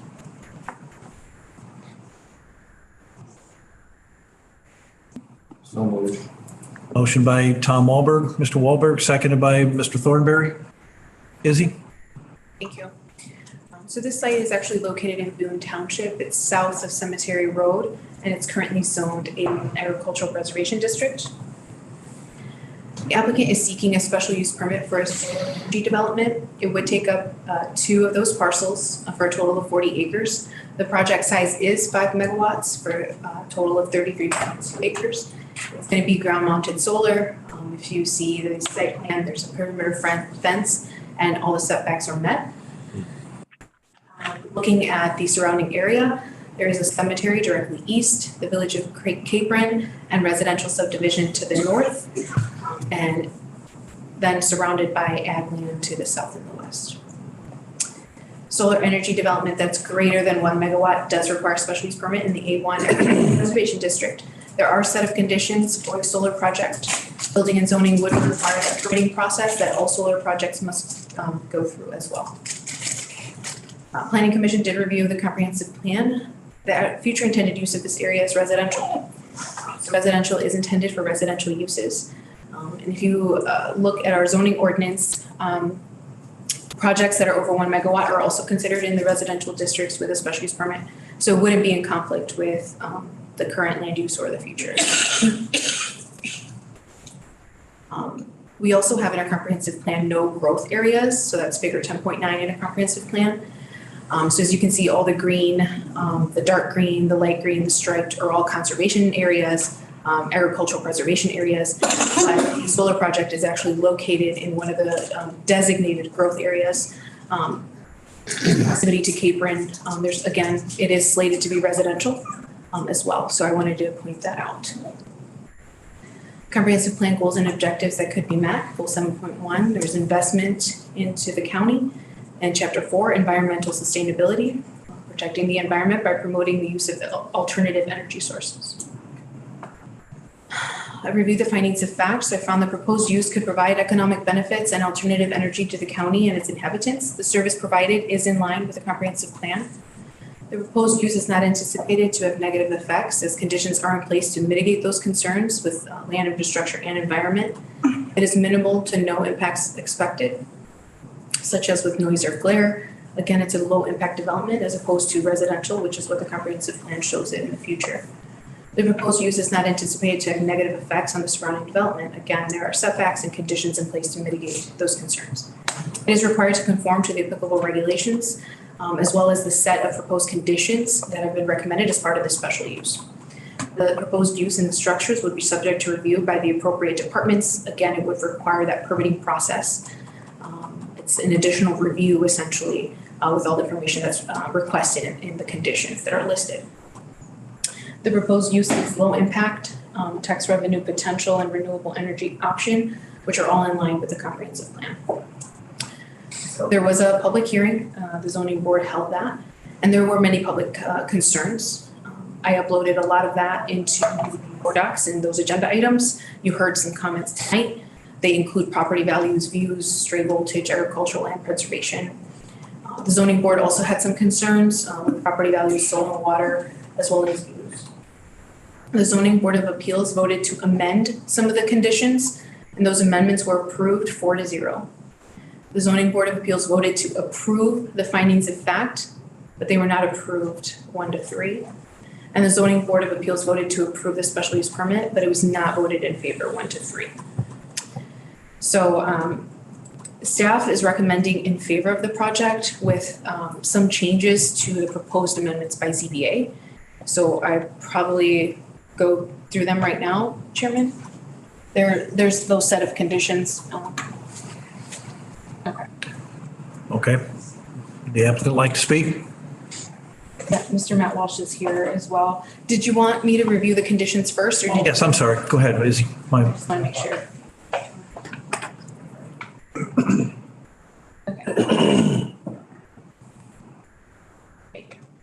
So these conditions, some of you are aware, there are conditions that we attach to all the solar projects. These conditions were created in 2018 when we had the surge of solar projects. So they were vetted by various county departments, and there are tweaks depending on the project, where it's at, et cetera, or different conditions that may come up. So the first one is the special use will be in conformance to the narrative and site plan that's presented.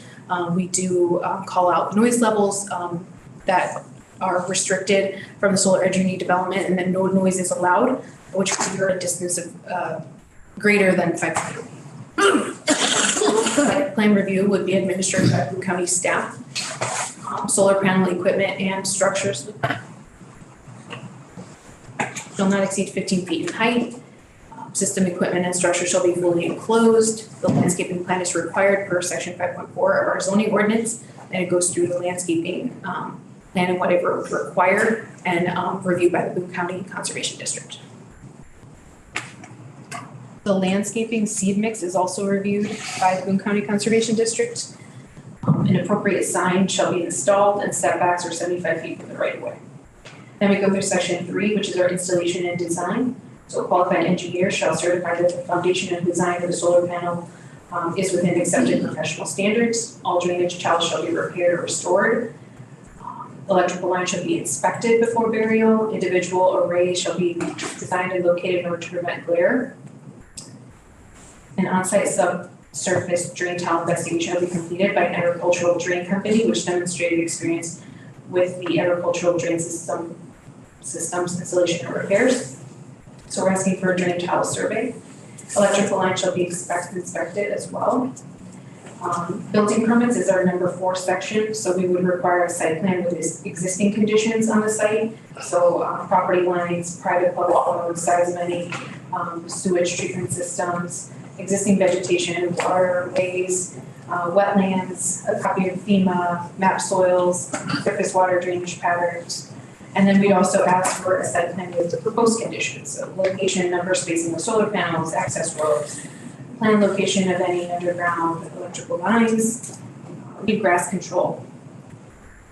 Applicant shall provide, again, the wetland delineation and determination of jurisdiction and appropriate permits during final engineering review. Section 5 is our decommissioning plan. So a decommissioning plan is required.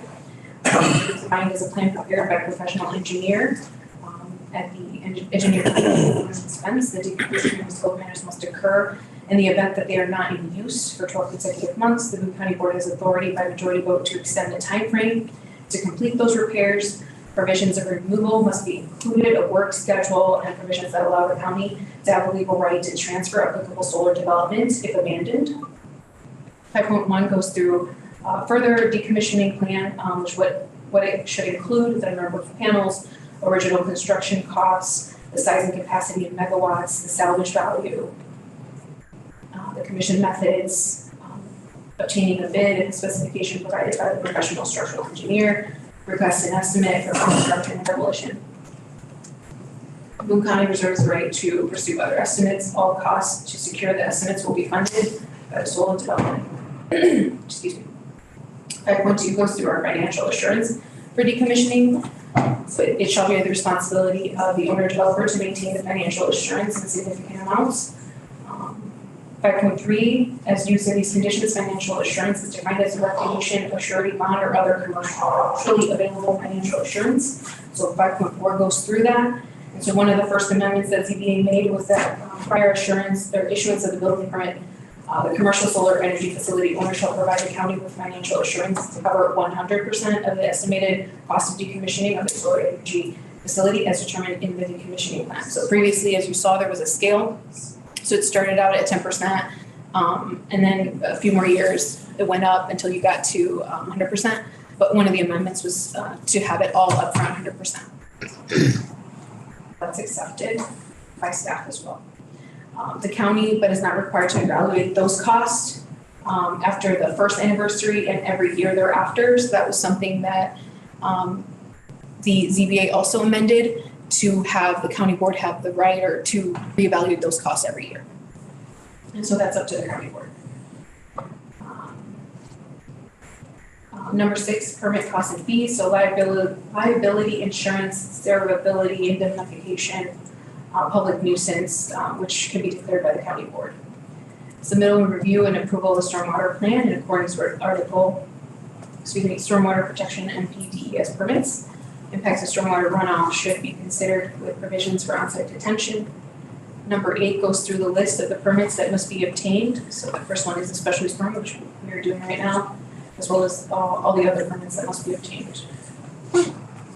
Following agreements shall be made, fully executed and maintained, so electrical transmissions, interconnection agreement, engineering, procurement, construction. The project is designed for months. The nature of this development, on-site construction must commence within 2 years of application approval by the Boone County Board, or the permits will no longer be valid. There's construction hours on Monday through Saturday from 7 to 7. On Sundays and holidays, construction is permitted from 9 to 6. All responsibilities of the applicant under the special use shall transfer to subsequent owners. The special use shall be effective for a maximum of 45 years.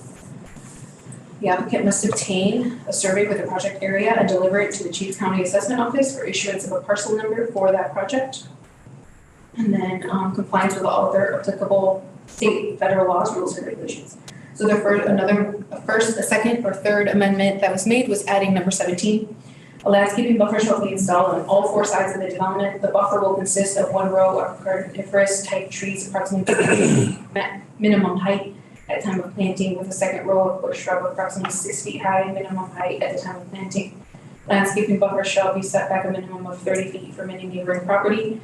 The Boone County Conservation District shall approve the plantings. Landscaping buffer shall be maintained for the life of the project.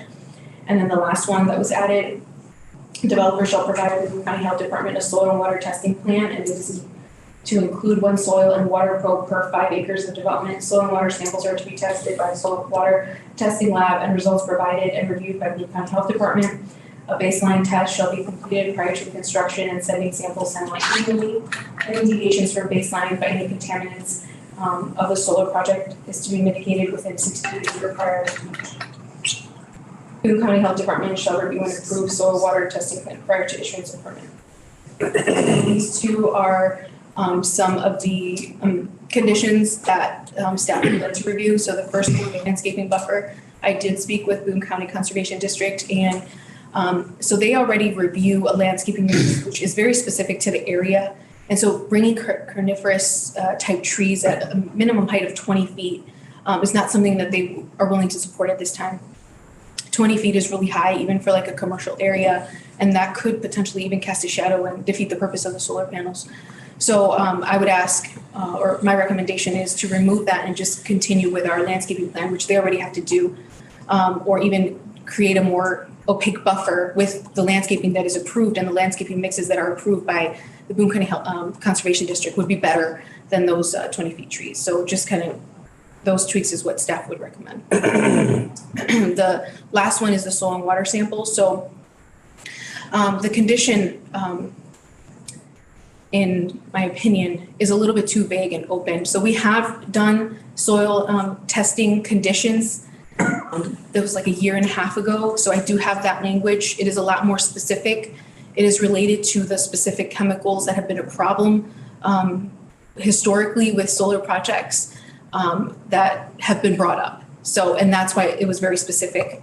So if that's something, I would recommend that we change that to just an established, more specific soil sample versus a more open sample. There's also a timeline to it. I can read that right now. So the one we had was soil testing should be done for lead and zinc to establish baseline levels on the project site prior to construction. While not anticipated to be used on this project, if solar panels containing cadmium or PFAs are used, the testing will be expanded to include cadmium and PFAs as well. 1 sample will be collected from each parcel on which solar panels will be installed within Boone County. Up to 3 reference samples will be collected outside of the panel area to establish baseline levels for the geographic area. The first set of samples is to be done before construction begins. The sample should be done 6 months after construction, then 12 months later for 3 years. If there are no substantial increases in concentration levels, the test should continue every 24 months until the end of project life. The test results should be submitted to the Boone County Health Department and the Boone County Administration Office. The results will be compared to applicable Illinois EPA criteria for residential levels. That was a soil testing condition that we've reviewed and attached to previous solar projects that I would recommend we attach. All right, very good. The applicant like to speak? Matt Walsh is here. Ask anything else, Izzy, I'm sorry. Very good, thank you. Mr. Chair, County Board members, thank you for having us tonight and considering this project. With us tonight, we have our legal counsel, Jim Griffin, who's helped shepherd us through this process and can answer questions regarding the process of this project so far. To start, I just wanted to touch on a few key items that I believe are particularly compelling reasons to approve this project and address a couple of concerns that we've heard from the public that I think are important to make sure that we clarify. But to start, what's the reason that we're here? The reason that we're here is because Illinois has mandated that ComEd reach 40% renewable energy mix by 2030. That's a state law. That is something that ComEd will have to achieve. Currently, ComEd, as of 2021, was getting 4% of their energy from wind and solar. 22% was from coal, and 34% was from nuclear, and 38% was from gas. So there's a lot of announcements of coal retirements. Coal plants are coming offline. They're mandated to do so. Gas plants in the near future will also have to meet some pretty stringent standards that prevent the release of greenhouse gases. So you're going to see a lot of fossil fuels coming offline, which happen to be a majority mix of ComEd's energy. As a part of this, these projects, there's a lot of public demand for them. So outside of the mandate that started with Governor Rauner in 2016 and was expanded by the current administration, the Pritzker administration, these community solar projects are very popular. There's studies out there that show 50% of home and business owners can't get solar on their roof. And these community solar projects help folks get access to solar and gain the benefits of it.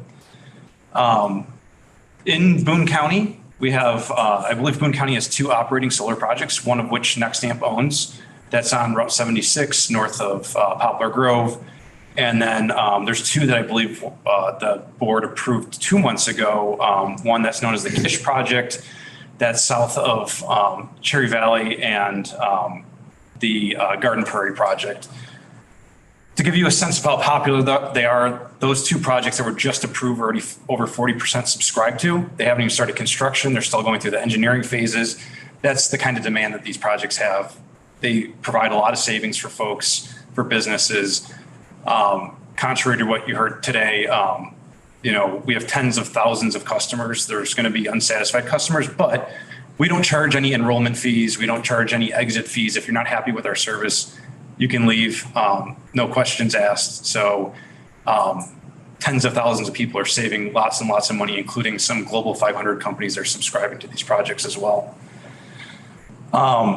Next, I want to touch on why this location. So when we were kind of looking for land here in Boone County, there's a couple of things that we were looking for. One is we looked for sites that were near infrastructure that have capacity, which is a line that runs from Capron down south towards Belvedere that has capacity for a project like this. We look for sites that are compliant with the comprehensive plan and the goals of the comprehensive plan, and they're permitted by the zoning code. So when we examined the comprehensive plan, we noticed, much like Izzy had pointed out, Capron and this particular parcel is designated as a growth area. So this is an area that the county board has already contemplated, spent a lot of time thinking about, that in the future, this is where development should be concentrated. And further in the comprehensive plan, it explains that farm tracts that are in the north or south portions of the county should be preserved. Development should not be in these areas. It should be concentrated around existing development, which is what attracted us to the Capron area.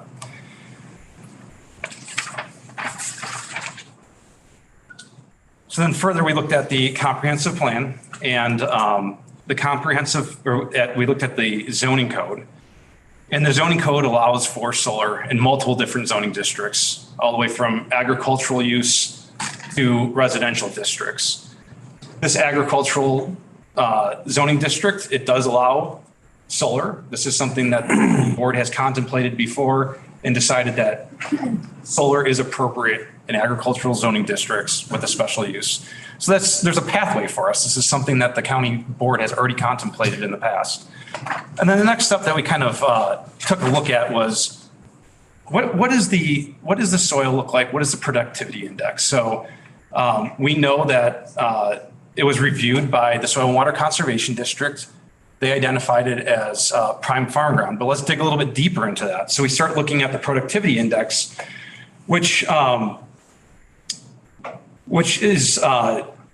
one of the key factors in determining value of farmland in Illinois.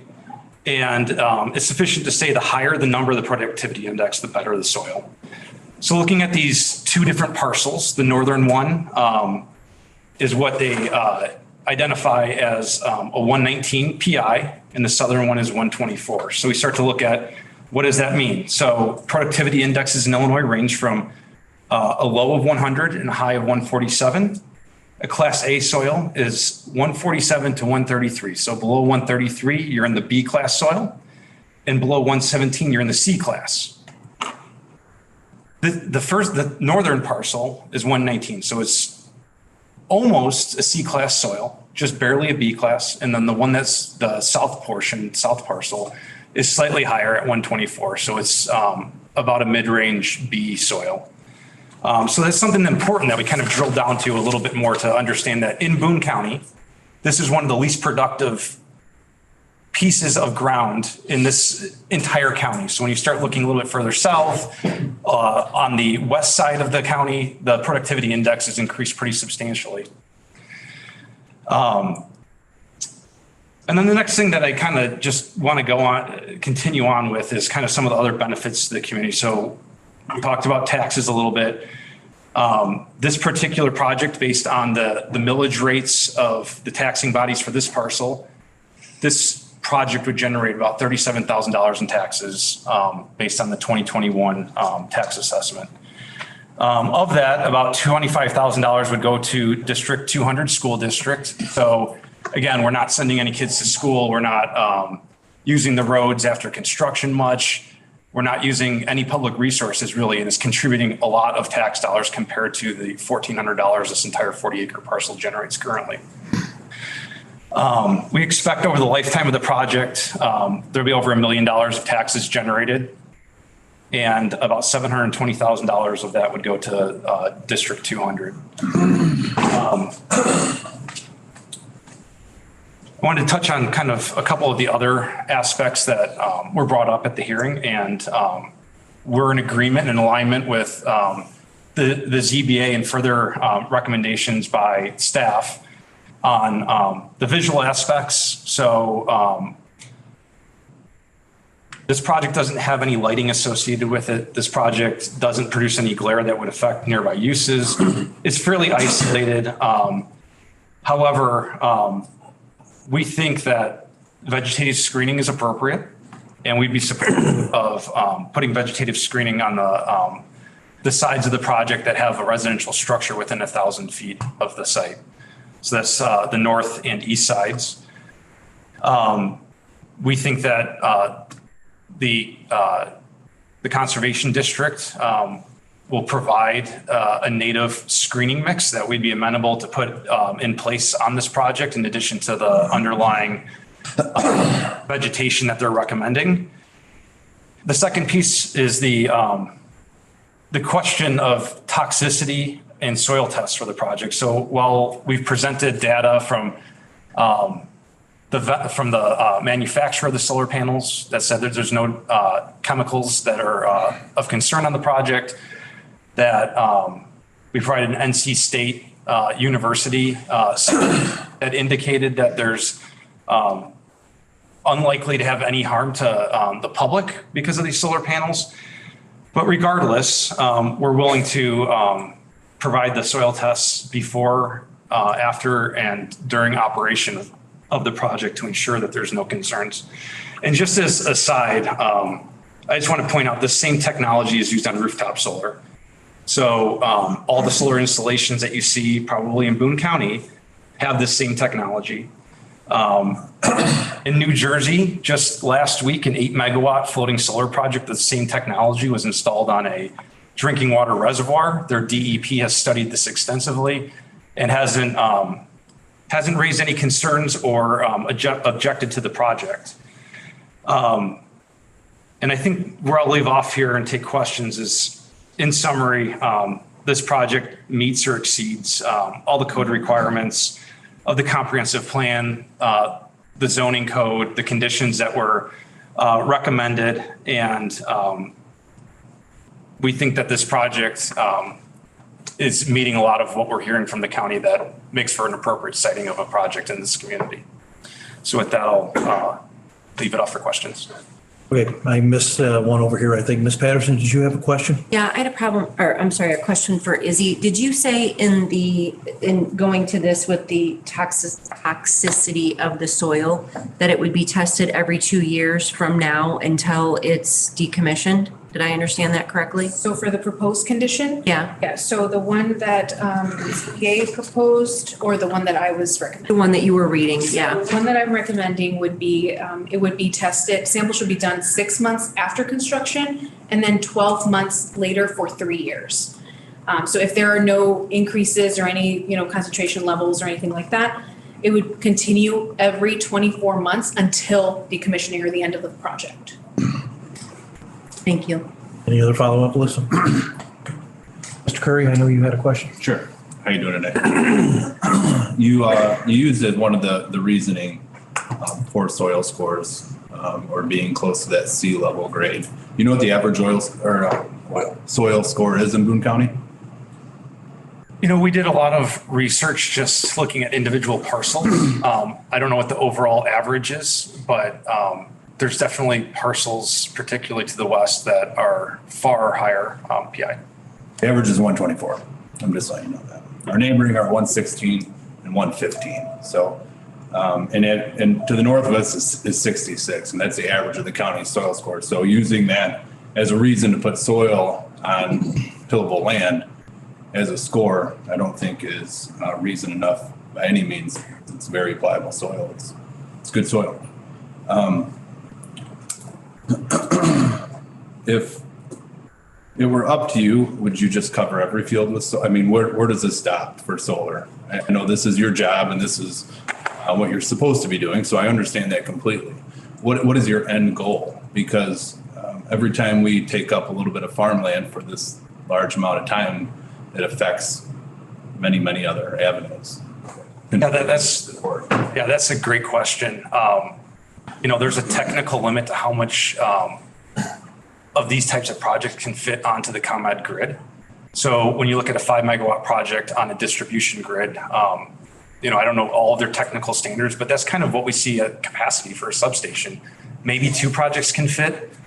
But once we kind of reach that level, then there's probably not going to be any more applications because no one else has the ability to build a project of this size in the area.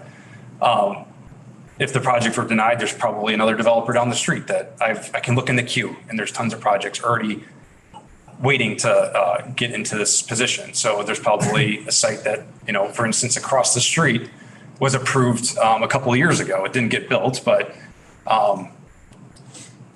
they ended up not moving forward with their project for whatever reason, and it opened up capacity. And until a project gets built, that continue probably on.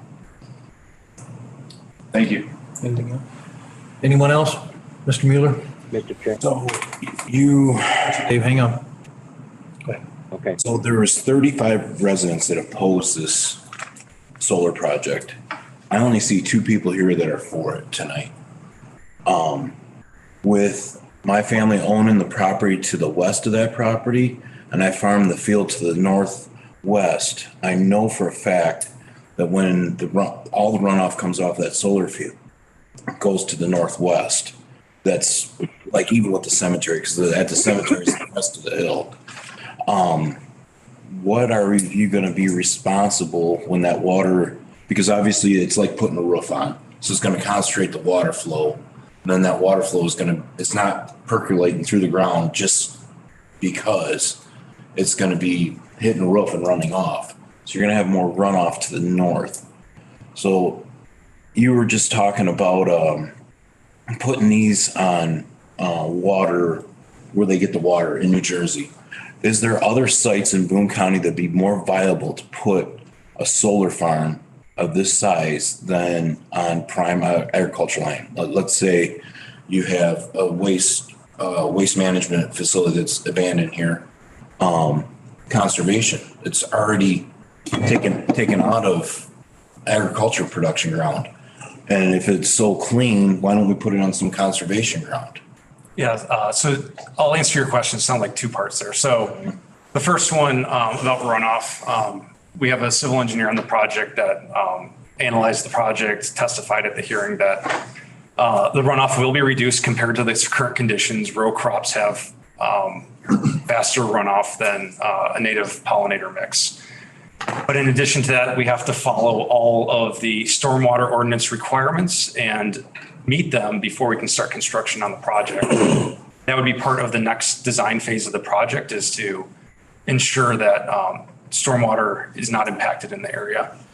To your second question about finding other land, that's a great point. You know, we have constructed a project in Rockford on their landfill. That's been completed for 2 years. We'd love to do more on landfills, but there's just, the landfill has to be located next to the right infrastructure. And sometimes that overlaps and works. Sometimes it doesn't. There's a lot of farmland in Boone County and throughout northern Illinois, and that seems to be a spot where a lot of this infrastructure and interested landowners kind of intersect. But we'd love to engage Boone County and other opportunities there on farm ground. So the first question, where are the other, besides you and the lawyer, where are the other people that are for this? Yeah, so, you know, I know you were at the public hearing, and what we had mentioned was that at these types of things, people that are for projects, and you guys know this, you come to these every month, generally don't attend the projects. It's people that object to the project, and that's just kind of the nature of development. You would think even the property owner would show up. He may be busy today, but I mean, for the hearing, he testified, and he supported the project, so it's in the public record. Okay. All right, Mr. Wiltsey, online, I believe you had a question or a comment. Please go ahead. Yes. Is there provisions in this, and I apologize if it's obvious and I just didn't see it, but what happens to the excess electrical capacity that's produced on a daily basis? Is it discharged back to Commonwealth Edison? Is there some agreement where they have to absorb that extra electricity, or how does that work? For a project this nature, all the electricity, there's nothing on site that consumes the electricity. So it's all distributed on the ComEd grid. So it's all exported, and then ComEd distributes that throughout the territory. Okay, so it is sent through Commonwealth Edison then. Yes, we have had multiple studies and have an interconnection agreement in place with ComEd. So they are fully contracted and studied the project and determined it was feasible. That's all I have at this time, Mr. Chairman. I'll have some comments on that before we vote. Very good. Mr. Curry, do you have another comment? I'm sorry. Mr. Walberg. Mr. Walberg, yeah. Thank you, Mr. Chairman. So myself, I'm a farmer in Boone County, farmland owner. I am not opposed to solar farm, okay? I think it's our job as county board members to get these things in the right places. I think it's important that that we do put them on low productivity soils. I agree with that. I agree with your assessment there.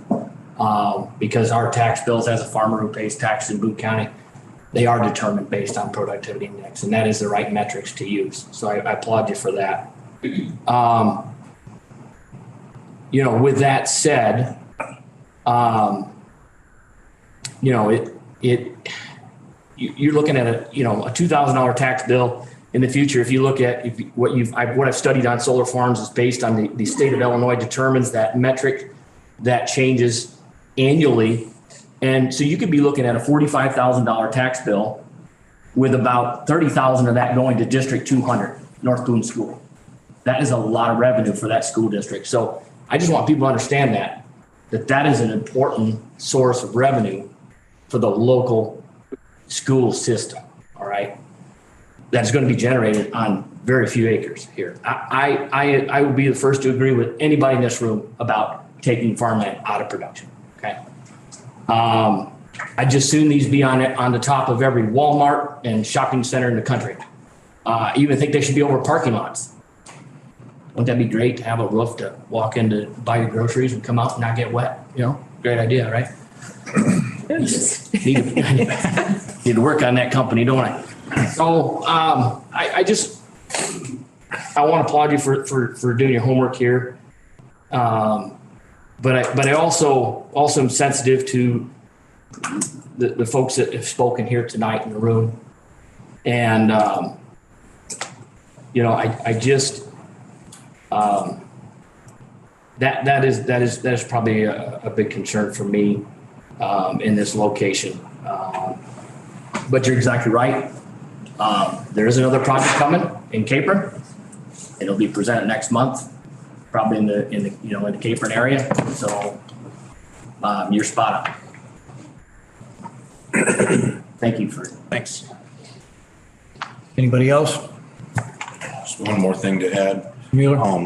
When I know you guys do your grounding for your system, but when the utility company has their grounding system and it's faulty, that does affect livestock. It was in the gray voltage that's occurring supposedly on farm, but a lot of it comes from the utility company. When you guys are generating more power, the utility company is responsible for that. But when they say they're not responsible, they're going to say it comes from you guys. So let this be known to the whole board. When there is another stray voltage or stray current issues that come up in the county, our farm pays $30,000 in property taxes. So Tom, like you said, we've been paying $30,000 for 27 years. Or not quite that, but it's been over 20,000. So when you take that and those animals leave, there goes your 30,000. So that's democratic math. You lose money if you're gonna only gain 15,000 for losing 30,000. So. Anybody else? Mr. Thornberry? Mr. Chairman, when you're ready. Hang on a minute, Dave. I got you. I was on this county board back in 2012 to 2014. And I spent quite a bit of that time down in Bloomington getting educated on all phases of renewable energy.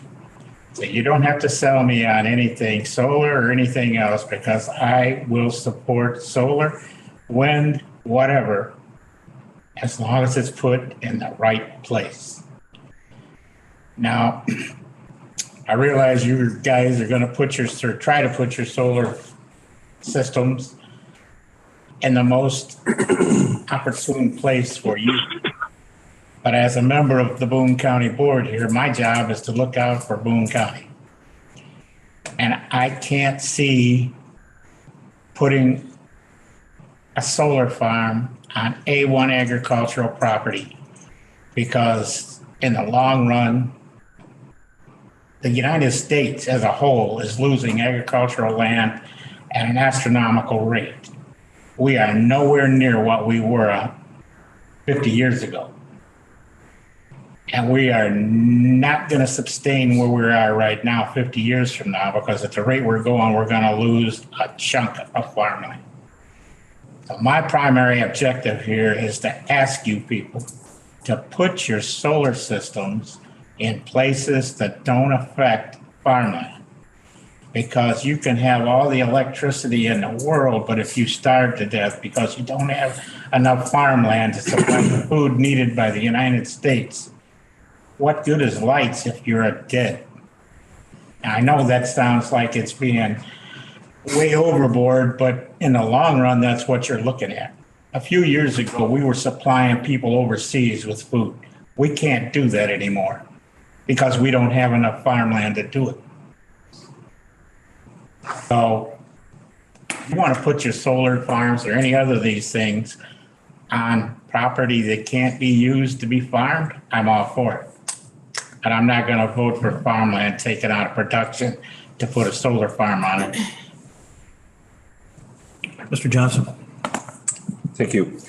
In the interest of trying to move things forward here a little bit, I would move that in case this project does pass, we do have a few protections here. I would move that we adopt the amendments that were presented by staff regarding the soil testing and the screenage.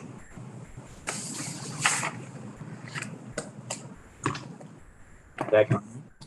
Go ahead, Mr. Wiltie, go ahead. I just seconded that motion.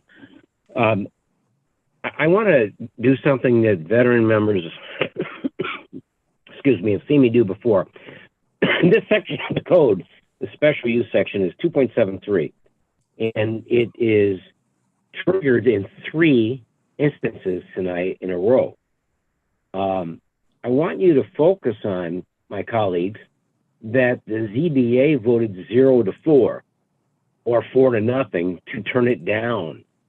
And they specifically cited Section A, Section B, and Section F as concerns.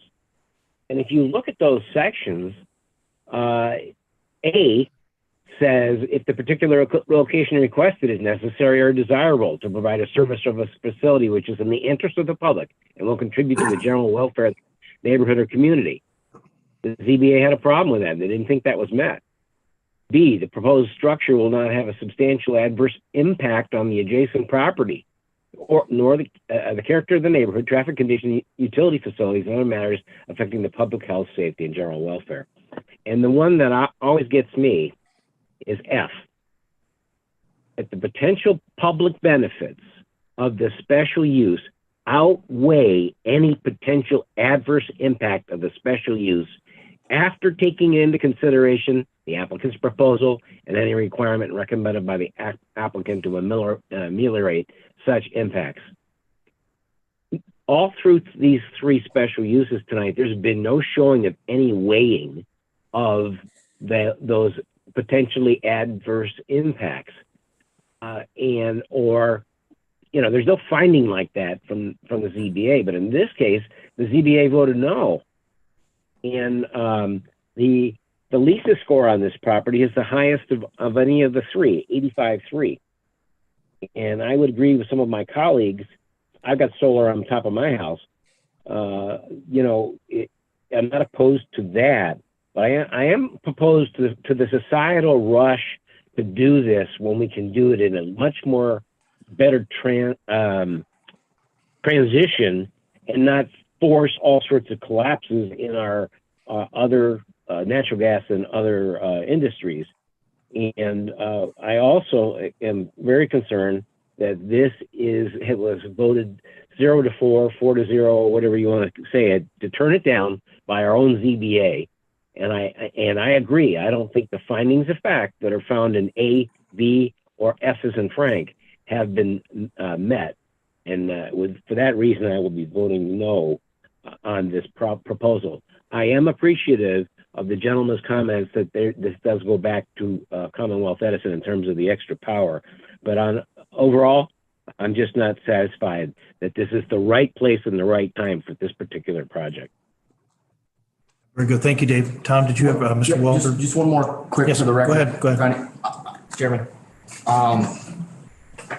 Mr. Mueller brought up a good point, and I don't happen to not familiar with the landowner. So for you, Matt, a question, I mean, the landowner is not here tonight? Is that correct? He's not here.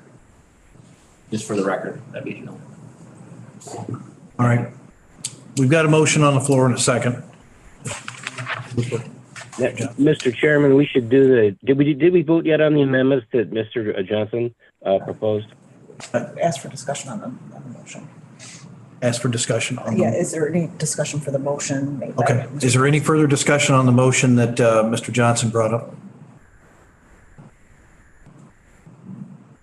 Yes. Yes, sir.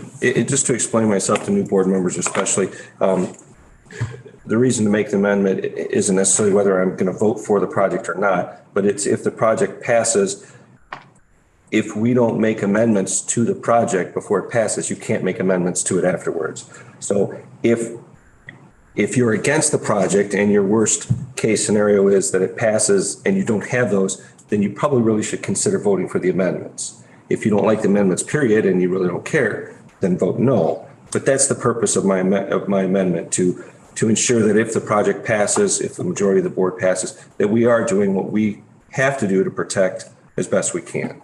That's the purpose of my amendment. I agree. So we get to vote on the amendment? Voice vote on that. Then I guess we'll do a voice vote on the amendment. Is that correct, Trish? All right, very good. And how do we want to, how are we stating that then? So a yes vote would be to adopt the two additional language or replacement language from the planner that is regarding putting back into the conditions, the initial language regarding the screening and the vegetation to ultimately be approved by the Boone County Conservation District. And then the second part of the motion is to also adopt the language regarding the toxicity of the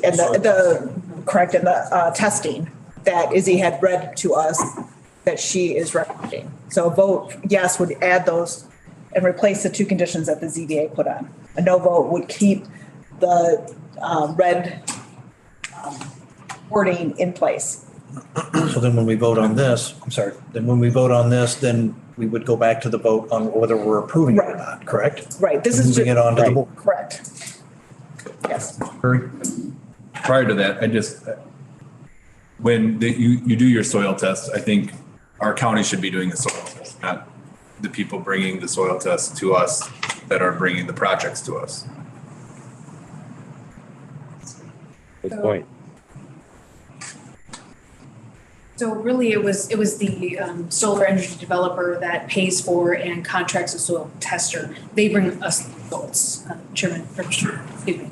Mr. Johnson. The purpose for having the company do the soil testing is they have to have an independent lab has to do the testing. They can't have Joe, the guy in their garage at their building, do it. And we don't have the facilities or the ability to do those kinds of tests in the county. So you contract with, what is it, TRC that does our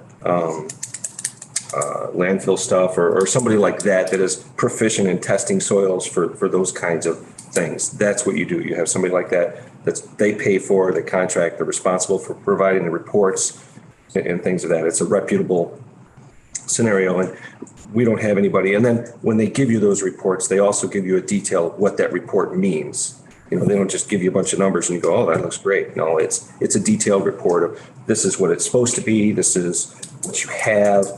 These are out of line. These aren't out of line. These are the percentage changes, things like that. That's what those places do. They specialize in that. And then they provide that information to admin and health department so that we have it. Yes. I guess when they're making a lot of money off of solar companies, how do we know that they're being factual when they produce these things? I mean, have we ever compared this from their independent test and us just checking up and finding our own? I understand that we don't have a lab here, but we can find a lab that we're paying. Once just kind of follow up just to make sure or keep them in line, I guess. I'm not certain, but I think prison is a pretty good indicator that, you know, those people doing those tests, they have license, they have jobs, they have companies. And if they're falsifying reports, prison is a pretty, you know, good motivator to not falsify those. I mean, that would be falsifying documents. That's pretty bad, something like that. Just like people that test water. And it's not even falsifying, it's where you take the soil sample from. If I am on a property and I want to. That's all part of it. That's all part of the whole scenario. It's determined where those tests come from. They have to be, you can't go, well, this is a spot that nobody's ever going to be at and we're going to take a test here. No, it's designed, whether it's, I'll use an example, in water testing. They test for lead and copper in every community that has city water. They don't get to just take two houses next to each other that they know don't have any lead and copper. It's determined that they have to spread those tests throughout the community. Same scenario. You can't just take a test from one spot that you know is going to be good. You have to take a certain number of tests based on the acreage you have and so far apart, things like that. It's a quality test. I would have no problems completing it personally. And from my limited knowledge, the points are geo-referenced, so they're continually taken at the same spot too, so it's part of the church. Yes. Yes, it's not once over here and once over there, always in the same vicinity. Thank you. Okay, very good. So we're taking a voice vote on this. Just for the amendment. Just for the amendment then. Yes. All right. Okay, so let's take a voice vote on the amendment. All those opposed, aye. Aye. Whoops, I'm sorry. Start with all in favor, probably. I'm sorry, what was that? All in favor? Oh, I'm sorry. Because it all opposed. Well, I'm Confuse sorry. people. All right, It's getting okay. confused. Excuse me. I'm sorry, Ray? Just to clarify, so this amendment would replace the language that came out of the ZBA's amendments? That is correct. All right, so a voice vote. Oh, whoop, sorry, Mr. Johnson. Also keep it consistent with what this board has done in the past with those types of scenarios. Okay. Yeah. All right, very good. All right, all those in favor, aye. Aye. Aye. Any opposed? All right, motion carries. So now we have to go back to the original, we have the original motion and second on the approval of the project, then, correct? To move it on to the county board. Correct. All right, very good. We need a roll call vote on that. Rodney Riley, no. Ryan Curry? No. Ryan Schneider? No. Ray Larson? No. Brent Mueller? No. Tom Wahlberg? No. Alyssa Patterson? No. Dana Logston?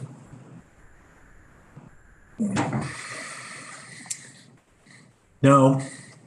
Sherry Branson? No. Carl Johnson? No. Marion Thornberry? No. And Mr. Wiltsey? No. All right, motion failed. Very good. Just so the board is aware, it does still go on to the county board for consideration next week as well. All right. Thank you, State Attorney. All right. Next on the agenda is we have some raffles that we have to take care of. I don't think we need any of that. You just might want to see if there's anyone here from the Oh, organization. yeah. River City Sound. Is there anyone here from that organization by any chance? All right, seeing no one. All right.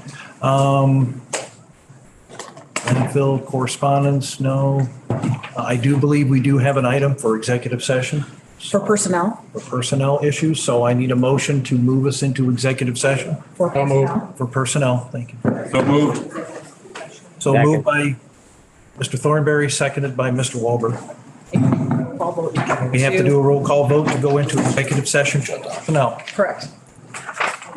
Rodney Riley, yes. Ryan Curry? What? To go into Executive session. To go into executive. Yes. Ryan Schneider? Yes. Dave Wiltsey? Yes. Ray Larson? Aye. Brent Mueller? Yes. Tom Wahlberg? Yes. Alyssa Patterson? Yes. Dana Logston? Yes. Sherry Branson? Yes. Carl Johnson? Yes. Marion Thornberg? Yes. Thank you. Executive session. Mr. Chairman, do I keep this line open or do I call back in? Need to call back in or can you put them on hold till we're? Okay, just hang on there, Dave. Okay. Mr. Chairman, You're out of order. can we take like a